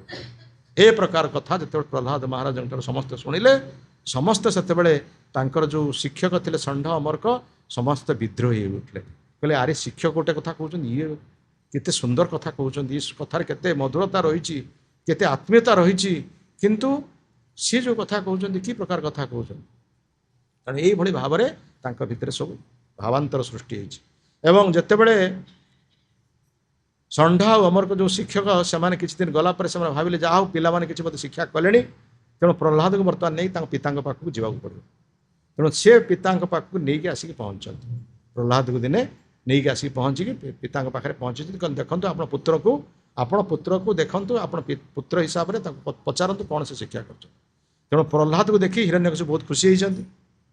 ଅତି ସୁନ୍ଦର ଦେଖିବା ପାଇଁ ପ୍ରହ୍ଲାଦ ମଧ୍ୟ ଆସି ପ୍ରଣାମ କରୁଛି ହିରଣ୍ୟକଶିପୁ। ପ୍ରଣାମ କଲା ପରେ ହିରଣ୍ୟକଶିପୁ ନେଇ ତା କୋଳରେ ବସେଇଛନ୍ତି। କୋଳରେ ବସେଇକି ତା ମୁଣ୍ଡ ଆଉଁସି ଦେଇଛନ୍ତି, ତା ଦେହ ଟିକେ ଆଉଁସି ଦେଇଛନ୍ତି। କହିଲେ ବାବା ତୁମେ ତ ଗୁରୁକୁଳରେ ରହିଥିଲ, କ'ଣ ଶିକ୍ଷା କରିଛ ଟିକେ ମୋତେ କହ, କି ଶିକ୍ଷା କଲୁ ମୋତେ ଟିକେ କହ। ସେଠି ପ୍ରହ୍ଲାଦ ମହାରାଜ ଆରମ୍ଭ କରିଛନ୍ତି କଥା। ସେଠି କହିଛନ୍ତି ଆପଣ ପିତା ହିସାବରେ ମୁଁ ଆପଣଙ୍କୁ ସମ୍ମାନ ଦେଉଛି, ଆପଣ ରାଜା ହିସାବରେ ମୁଁ ଆପଣଙ୍କୁ ସମ୍ମାନ ଦେଉଛି, କିନ୍ତୁ ଭଗବାନ ହିସାବରେ ନୁହେଁ। ଆପଣ ନିଜକୁ କାହିଁକି ଭଗବାନ ବୋଲି କହୁଛନ୍ତି? ଏ ପ୍ରଶ୍ନ ପ୍ରଥମ ପ୍ରଶ୍ନ। ଆପଣ ନିଜ ଭଗବାନ ବୋଲି କାହିଁକି କହୁଛନ୍ତି? ଆପଣ ଭଗବାନ ନୁହନ୍ତି। ଆପଣ ରାଜା, ଆପଣ ମୋ ପିତା, ଆପଣ ରାଜାମାନଙ୍କ ଅସୁର ରାଜାମାନଙ୍କ ଭିତରେ ସର୍ବଶ୍ରେଷ୍ଠ ରାଜା, ଆପଣ ପିତା, ଆପଣ ମୋର ସମ୍ମାନସ୍ପଦ, କିନ୍ତୁ ନିଜକୁ ଆପଣ ଭଗବାନ ବୋଲି କହୁଛନ୍ତି। ଏଇଟା ହେଉଛି ବଡ଼ ଭୁଲ ଆପଣଙ୍କର। ସେଥିପାଇଁ ଆପଣ ସବୁବେଳେ ରହୁଛନ୍ତି ଦ୍ୱନ୍ଦ୍ୱ ଭିତରେ ରହୁଛନ୍ତି। ଆପଣ ସବୁବେଳେ ମନ ଭିତରେ ଆପଣଙ୍କର ବିଭିନ୍ନ ଟେନସନ୍ ରହୁଛି। କାହିଁକି ନିଜକୁ ଆପଣ ଭଗବାନ ବୋଲି କହୁଛନ୍ତି? ତତ୍ ସାଧୁ ମନ୍ନେ ଅସୁର ବର୍ଜ୍ୟ ଦେଇନାମ ସଦା ସମୁଦ୍ବିଗ୍ନା ଅସତ୍ ଗ୍ରହାତ୍ ହିତାତ୍ମ ପାତମ ଗୃହମ ଅନ୍ଧକୂପମ ଯଦ୍ ଗତ୍ୱା ବନମ ହରିମ୍ ଆଶ୍ରୟେତ୍। ସେ କହୁଛନ୍ତି ହେ ପିତା, ଆପଣ ଏଇ ଯେଉଁ ଉଦ୍ବିଗ୍ନତା ଭିତରେ ରହିଛନ୍ତି ନିଜକୁ ଭଗବାନ ବୋଲି କହିଥିବା, ଆପଣ ଏଇ ଉଦ୍ବିଗ୍ନତାରୁ ମୁକ୍ତ ହେବେ କେତେବେଳେ? ନା ଯେତେବେଳେ ଏଇ ଯେଉଁ ଅନ୍ଧକୂପ, ଆପଣ ଏଇ ଯେଉଁ ରାଜ୍ୟ ଭିତରେ ରହିକି ନିଜକୁ ଭଗବାନ ବୋଲି କହୁଛନ୍ତି, ଏଇଟା ଗୋଟେ ଅନ୍ଧ କୂଅ, ମାନେ ଯେଉଁ କୂଅର ନନ୍ଦ ନାହିଁ। ଆଗରୁ କୂଅର ମା ମାନେ ସବୁ ପାଣି କାଢ଼ୁନଥିଲେ ବାଲ୍ଟି ପକେଇ ଦୌଡ଼ି ପକେଇ, ନନ୍ଦ ଥିଲା ସେ କୂଅର। ଯେଉଁ କୂଅର ନନ୍ଦ ନାହିଁ ତାକୁ ଲୋକ ଜାଣିପାରିବେ ଏଇଟା କୂଅ ବୋଲି। ଜଙ୍ଗଲରେ ସବୁ ସେଇଭଳିଆ କୂଅ ଥାଏ, ନନ୍ଦ ନଥାଏ, କିନ୍ତୁ ତା ଉପରେ ସବୁ ଲଟା ଗଛ ସବୁ ପଡ଼ିଯାଇଥିବ ବା ଶାଗ ଘାସ ହେଇଯାଇଥିବ। ତାପରେ ଲୋକ ଯିଏ ଯିବେ ଜାଣିପାରିବେନି ଏଇଟା କୂଅ ବୋଲି। ଗୋଡ଼ ପକେଇଦେବେ, କ'ଣ ହେବ? ତଳକୁ ପଡ଼ିବେ ନା ନାହିଁ? ଖାଲରେ ପଡ଼ିବେ। ଠିକ୍ ସେଇଭଳି ସେ କହୁଛନ୍ତି ଆପଣ ଯେଉଁ ରାଜ୍ୟ ଭିତରେ ରହିଛନ୍ତି ଏଇଟା ଗୋଟେ ଅନ୍ଧକୂପ ସଦୃଶ। ସେ ଅନ୍ଧକୂପ ଭିତରେ ପଡ଼ିକି ଆପଣ ନିଜକୁ ରାଜା ବୋଲି କହୁଛନ୍ତି ବା ଭଗବାନ ବୋଲି କହୁଛନ୍ତି। ତେଣୁ ସେ ଅନ୍ଧକୂପରୁ ଆପଣ ବାହାରକୁ ଚାଲି ଆସନ୍ତୁ। ଯାଇକି କ'ଣ କରନ୍ତୁ? ନା ଯାଇକି ଆପଣ ହରିଙ୍କ ଆଶ୍ରୟ ନିଅନ୍ତୁ। ବନରେ ଯାଇକି ହରି ଆଶ୍ରୟ, ଆପଣ ରାଜ୍ୟରୁ ବାହାରି ଯାଇକି ବନକୁ ଯାଇକି ଭଗବାନ ହରିଙ୍କର ଆଶ୍ରୟ ନିଅନ୍ତୁ। ପ୍ରହ୍ଲାଦ କଥା ଶୁଣିକି ହିରଣ୍ୟକଶିପ ଆଖି ବଡ଼ ବଡ଼ କରି କହିଲା, କ'ଣ ଶିକ୍ଷା କରିଛି? କ'ଣ ଇଏ ଶିକ୍ଷା ତୁମେ ଦେଇଛ? ସାଙ୍ଗେ ସାଙ୍ଗେ ଇଏ ପୁତ୍ର ଉପରେ ତାର କ୍ରୋଧ ଆସିନି, ତାଙ୍କର ଶିକ୍ଷକମାନଙ୍କ ଉପରେ କ୍ରୋଧ ଆସିଲା। କହିଲେ କି ଶିକ୍ଷା ତୁମେ ଦେଇଛ? ଏ ପିଲାକୁ କ'ଣ ଶିକ୍ଷା ଦେଇଛ ତୁମେ? ସେ କି ପ୍ରକାର କଥା କହୁଛି? କହିଲେ ଆଜ୍ଞା ଆମେ ଏଇଭଳି କଥା ତାକୁ କହିନୁ କିଛି। ଆଉ ତାର କ'ଣ ସେ ଶିକ୍ଷା କରିଛି? ତାକୁ ଯାଅ ପୁଣି ତାକୁ ତା ଭିତରେ କିଏ ପଛେ ଗୋଟେ ପ୍ରେତ ପ୍ରବେଶ କରିଛି କି ଦେବତା ମାନେ କିଏ ପ୍ରବେଶ କରିଛନ୍ତି କି ବିଷ୍ଣୁ ତାର ମାୟା କରି କିଛି ଗୋଟେ ଛାଡ଼ି ଦେଇଛି ତା ଭିତରେ, ଯାହାଫଳରେ ସେଇ କଥା ସେ କହୁଛି। ବର୍ତ୍ତମାନ ତା ଗୁଣ ତାପରେ ଗୁଣି କରିଦିଆ ହେଇଛି କି କ'ଣ ହେଇଛି, ତାକୁ ସେ ମନ୍ତ୍ର ଉଚ୍ଚାରଣ କରି ତାର ସେ ଗୁଣି ତାର ଭୂତ ପ୍ରେତକୁ ବାହାର କରିକି ତାକୁ ପରିବର୍ତ୍ତନ କରି ପୁଣି ଆଣ। এইভাবে ভাবে কইকি তাঙ্ক সে পুকু ছাড়ি দিয়েছেন ষণ্ঢমর্ক উপর। সময় তো হয়ে গলানি, পরবর্তী সময় যদি আর সুযোগ আসে আমি সে বিষয়ে পরবর্তী সময় আলোচনা করি। জয় গ্রন্থরাজ শ্রীমদ্ ভাগবতম কি, শ্রীল প্রভুপাদ মহারাজ কি, জয় শ্রীল গুরুদেব কি, সমবেত গৌর ভক্ত বৃন্দ কি, ভক্ত শ্রেষ্ঠ প্রহ্লাদ মহারাজ কি, ভাই ভগবান নৃসিংহদেব কি, তাই গৌর প্রেমানন্দে। কার কিছু প্রশ্ন আছে আমার পচার করেন।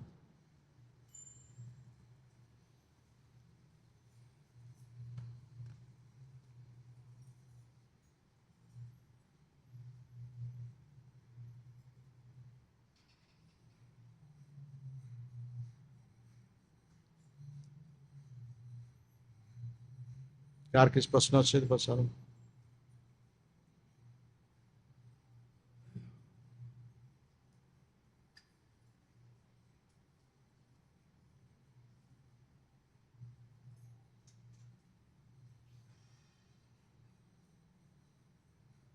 প্রশ্ন আছে কার?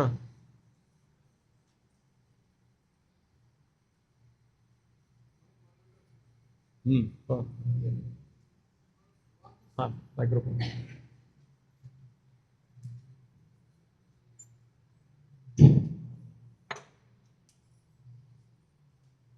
ভগবান সৃষ্টি কলে সে তো স্রষ্টা, তাহলে সে অসুর দেবতা দুইটা অলগা অলগা কাই দেবতা বলে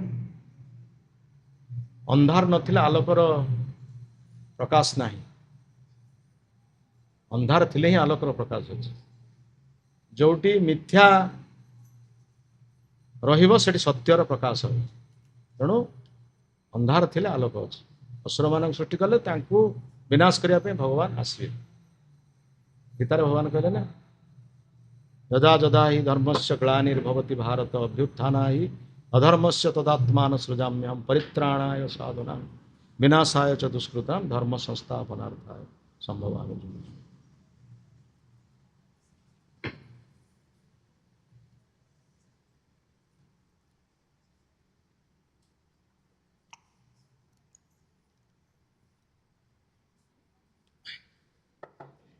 जो माने असुर से तो पुणी से भक्त ना समस्त को शिक्षा देवाई चाहते जे असुर प्रवृत्ति जी कर दंड दि जाए।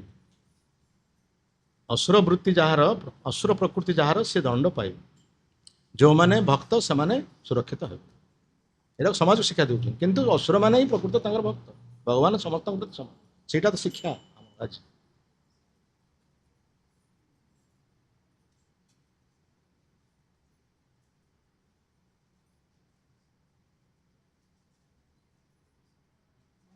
हाँ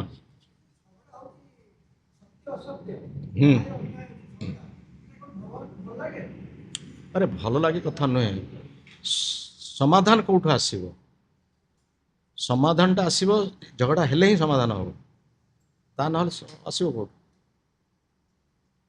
आपण गोटे जिनस गोटे क्लाइमैक्स को न आसिले सल्यूशन आसव ना सबू जिनस शांत भाव चलती सेटा जिते आनंद न लगे गोटे है टसल है ही क्लाइमैक्स जिनसा आसिले भितर सल्यूशन आसे से आनंद आस भगवान से चाहती लीला लीला करके निज निज भक्त मान भितर शत्रु मान भितर लीला करके आनंद पाती तेणु से चाहती करने आमको अवश्य लगुच कहीं सब जिन होता भगवान की इच्छा भगवान जो देखा चाहती शिक्षा देवाई चाहती जे जो मैंने मोर अश्रद्धालु व्यक्ति से दंड पाइबे जो मैंने मोर श्रद्धालु व्यक्ति से सुरक्षित हे भगवत इच्छा से आम बुझा कौन आम ये जो मुंड साधारण मुंडे आम बुझीपर आम कहे कहीं झगड़ा हो चाहूँ से झगड़ा हो झगड़ा ना प्रकृत पक्षे लोक जापर तेणु भगवान प्रकृत पक्ष भक्त को कष्ट दौरान भक्त भगवान को जबड़ धरुची किंतु साधारण लोक कष्ट देला बेलू भगवान से छाड़ी पड़े जाऊँ या द्वारा लोक जनवाई भगवान कौन जनवाई चाहते देख मोर भक्त मैंने मत जिते मोठार जिते कष्ट पाइले से मत छाड़ना किंतु साधारण लोक टिके किसी जीवन कष्ट आसिले मत छाड़ी पड़े या द्वारा झगड़ा झगड़ा है जी प्रकृत में भगवान जाबड़ी धरुची सी सुरक्षित होची जी छाड़ी जाऊँगी से दंड पाऊँ ये सब भगवत इच्छा भगवान की इच्छा तेरा सब सूक्ष्म स्तर में बुझा दरकार आम सब ऊपर ठाउरिया भाव में बुझा फल ये सब प्रश्न मन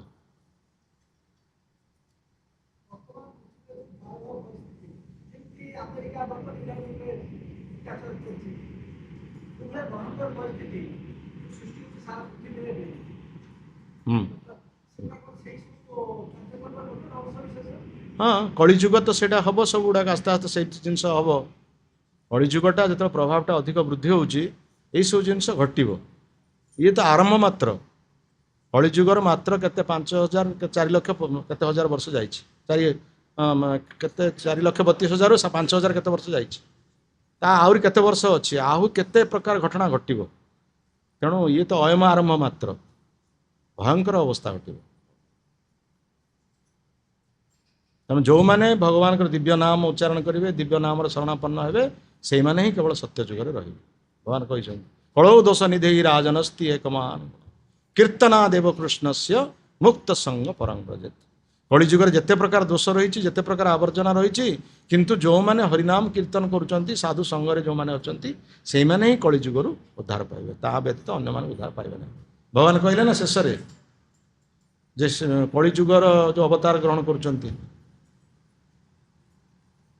मु खड्ग धारण करी मारि म्लेच्छ मान म्लेच्छ निबहनी धने प्रलय शिखर बालम धूमकेतु मीव किमपि करालम केशव द्रुत कड़की शरीर जय जगदीश हरे वर्तमान भगवान सुजोग देइछन्ति नामर आश्रय नापे वर्तमान आस भगवान चैतन्य महाप्रभु पर नाम संकीर्तन प्रचार कर नाम संकीर्तन अंश ग्रहण कर रक्षा पाए कलिजुगर तेणु एभली समय आसो आ नाम संकीर्तन नथिबो कि भक्त माने नथिबे सब म्लेच्छ माने थिबे केवल म्लेच्छ केवल राक्षस से म्लेच्छ मानक संहार करने आउ नाम संकीर्तन ना से हत्या करने खड़ग खड़ग आसो समस्त को बेक काटो से आउ बाच विचार ना म्लेच्छ निबह निधन समूह म्लेच्छ मानक से विदारण कर बर्तमान सुजोग अच्छी जो मैंने बुद्धिमान से हरिनाम आश्रय नहीं कि जीवन कटात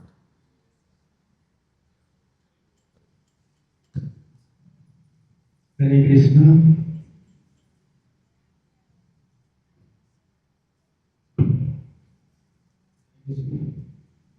बहुत बहुत धन्यवाद महाराज जी। हरे हरे कृष्ण महामंत्र करे हरे कृष्ण कृष्ण हरे हरे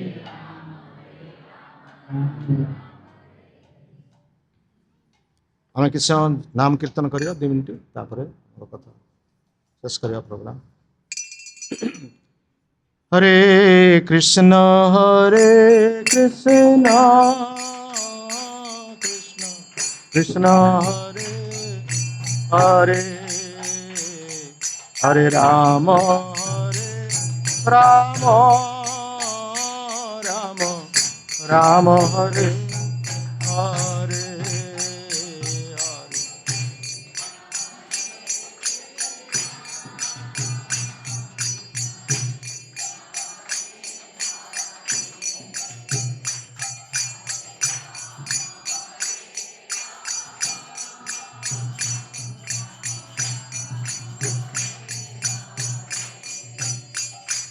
हरे कृष्ण कृष्ण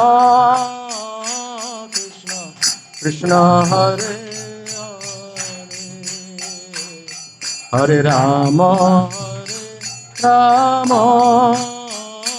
राम राम हरे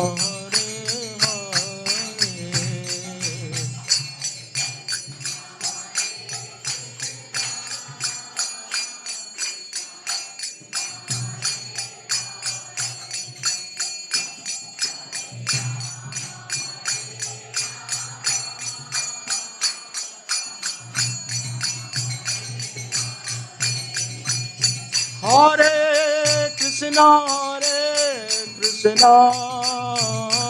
कृष्ण कृष्ण हरे हरे हरे राम राम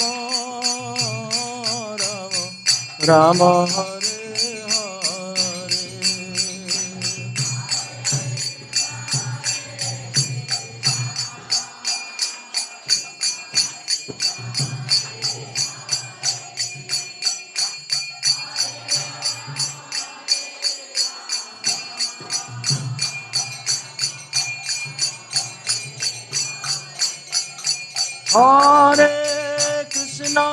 कृष्ण कृष्ण हरे हरे हरे राम राम राम हरे हरे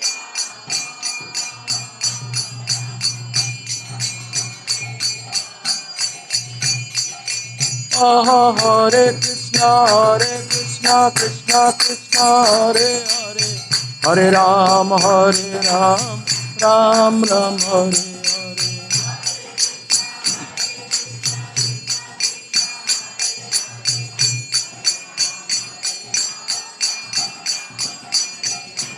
हरे कृष्ण कृष्ण कृष्ण हरे हरे हरे राम राम हरे हरे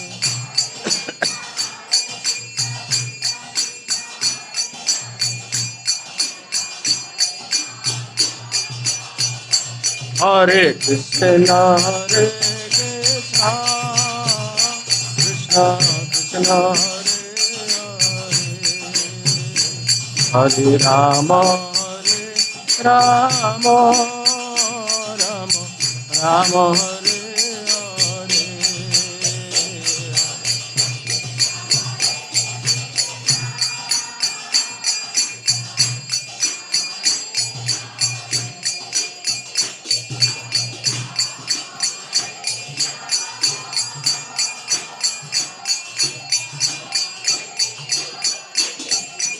हरि बोल हरि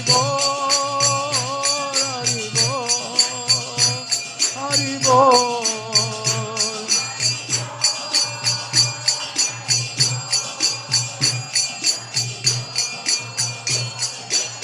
जय जय प्रभुपाद प्रभुपाद प्रभुपाद प्रभुपाद।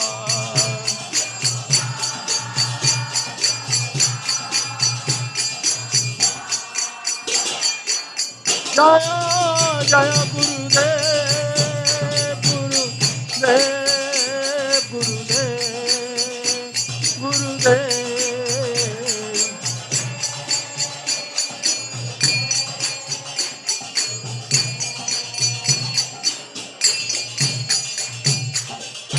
जय भवन मंगलमय हरि नाम संकीर्तन की। संकीर्तन जनक श्री श्रीमन गौरांग महाप्रभु की। श्री श्री गौरनिताय की। श्री श्री कृष्ण बलराम की। श्री श्री जगन्नाथ बलदेव सुभद्रा महारानी की। श्रील प्रभुपाद महाराज की। श्रील गुरुदेव की। गौर प्रेमानंदे हरि हरि। भक्ति प्राण गोपीनाथ स्वामी महाराज की। तबे मैंने बहुत सौभाग्यशाली जे आज महाराज द्वितीय थर हमको संडे क्लास प्रदान करछंती। खास करी एबे जेहेतु चंदन यात्रा मध्ये चली महाराज के प्रमे चंदन लीला मध्ये आरंभ शुणिथिले आज मध्ये हमको विशेष महाराज किछि श्रवण करिछंती। तो बड़ा सौभाग्य महाराज एबे हमें क्लास टा दीटा भाग कर देइछु। एठी सीनियर्स मानकर करछु जो माने जप रेगुलरली कलेनी एबे। तो ये जो मैंने बसते समस्ते 16 राउंड्स कर जप हरि बोल। आ जो मैंने नुआ आसर अलग आज्ञा बाहर होपर माताजी मानकर भी तले हो प्रसाद हॉल आ चिल्ड्रेन मानकर भी अलग हो। तो यहपरी भाव तीनोटी क्लास होची आमर ऑनलाइन रे मध्य प्रोग्राम्स चली जहाँफल कि से नियमित भाव में टच रही पार्टी रेगुलर जप कर एकाठी शुणुंट सकाळे संध्या बेले। तो यही भाव में प्रोग्राम टी रिस्ट्रक्चर करा जायछि। तो महाराज कठू आमको बहुत किसी शिक्षा मिलूँ जदि आम मैंने निश्चित भाव में आउ थे महाराज संग प्राप्त हवा तो आम कि सीरीज रे करवा कारण महाराज रेगुलरली आम मैंने चाहूचे ना नहीं महाराज प्रति मसरे आसत हरि बोल। तो आम मैंने महाराज कठू सीरीज रे किसी गोटे श्रवण करार मौका पाइबा। आउ महाराज ये निकटरे ही कटक सेंटर मध्य देखभाल करछंती आपण मैंने जेतोल जीवे महाराज कर सेठ संग पाइपर। महाराज एवं इस्कन इनिशिएटिंग स्पिरिचुअल मास्टर दीक्षा गुरु मध्य। तो आपण मैंने महाराज कर आज संग आम को महाराज प्रदान कर समस्त धन्यवाद जनइबा। महाराज को हरे कृष्ण महामंत्र कही हरे कृष्णा कृष्णा कृष्णा हरे हरे हरे राम राम राम हरे हरे। आज संडे फी स्पॉन्सर करछंती शुभस्मिता दलई माताजी भाई ताकर ए कालीना पौन जन्मदिन थिला। तो तांको भाई समस्ते हरि बोल देवे से नहाते एटी पुणे रे अछंती। हरे कृष्ण महामंत्र हरे कृष्णा हरे राम राम राम हरे हरे। तो गोटे अनाउंसमेंट जे आपण समस्त पाई शिल गुरुदेव जन्म स्थान जो कार्डटी। तो अनुरोध समस्त निश्चित भाव में शिल प्रभुपादंकर प्रिय शिष्य शिल गौर गोविंद स्वामी गुरु महाराज कर जन्मस्थान जोटा कि जगन्नाथपुर जगतसिंहपुर रे अवस्थित। तो सेठारे बहुत सुंदर आमे महाराज भी थिले भूमि पूजा दिन। महाराज कहले जे आमे नृसिंह चतुर्दशी पूर्व दिन यज्ञ होइथिला। महाराज कहले नेक्स्ट वर्ष नृसिंह चतुर्दशी रे जेमती आमर सेठी इनाग्रेशन हब बर्थ प्लेस हरि बोल। तो से आपण पाखे वर्षे समय अच्छी जहाँ भी आप प्लेस नेबे तो ये कार्डटी आपन को दिज्व से कार्डटार पछपटे अमाउंट्स अच्छी आपणकर केते दिन रे देबे से तले लिखिदेवे। तो आपने मंथली किसी करके 12 मासरे आपन किछि देई परिवे भिक्षा। आउ जहाँ आपन भिक्षा देवे एटा शिल गुरुदेवंकर जन्मभूमिर सेवारे लागिवो। तो निश्चित भाव मु आशा करी आपण मैंने समस्ते कार्डटी नेबे आउ भरिकी ताकू पुणी फेरेबे हरे कृष्ण आ मे 30-31 पूरी यात्रा रही जो मैंने रजिस्टर करना बस अल्प सीट्स अच्छी आपने करें। हरे कृष्ण। शिल प्रभुपाद की जय, शिल गुरुदेव की जय, जोलनेस भक्ति प्राण गोपीनाथ स्वामी महाराज की, गौर प्रेमानंदे, हरि हरि बोल।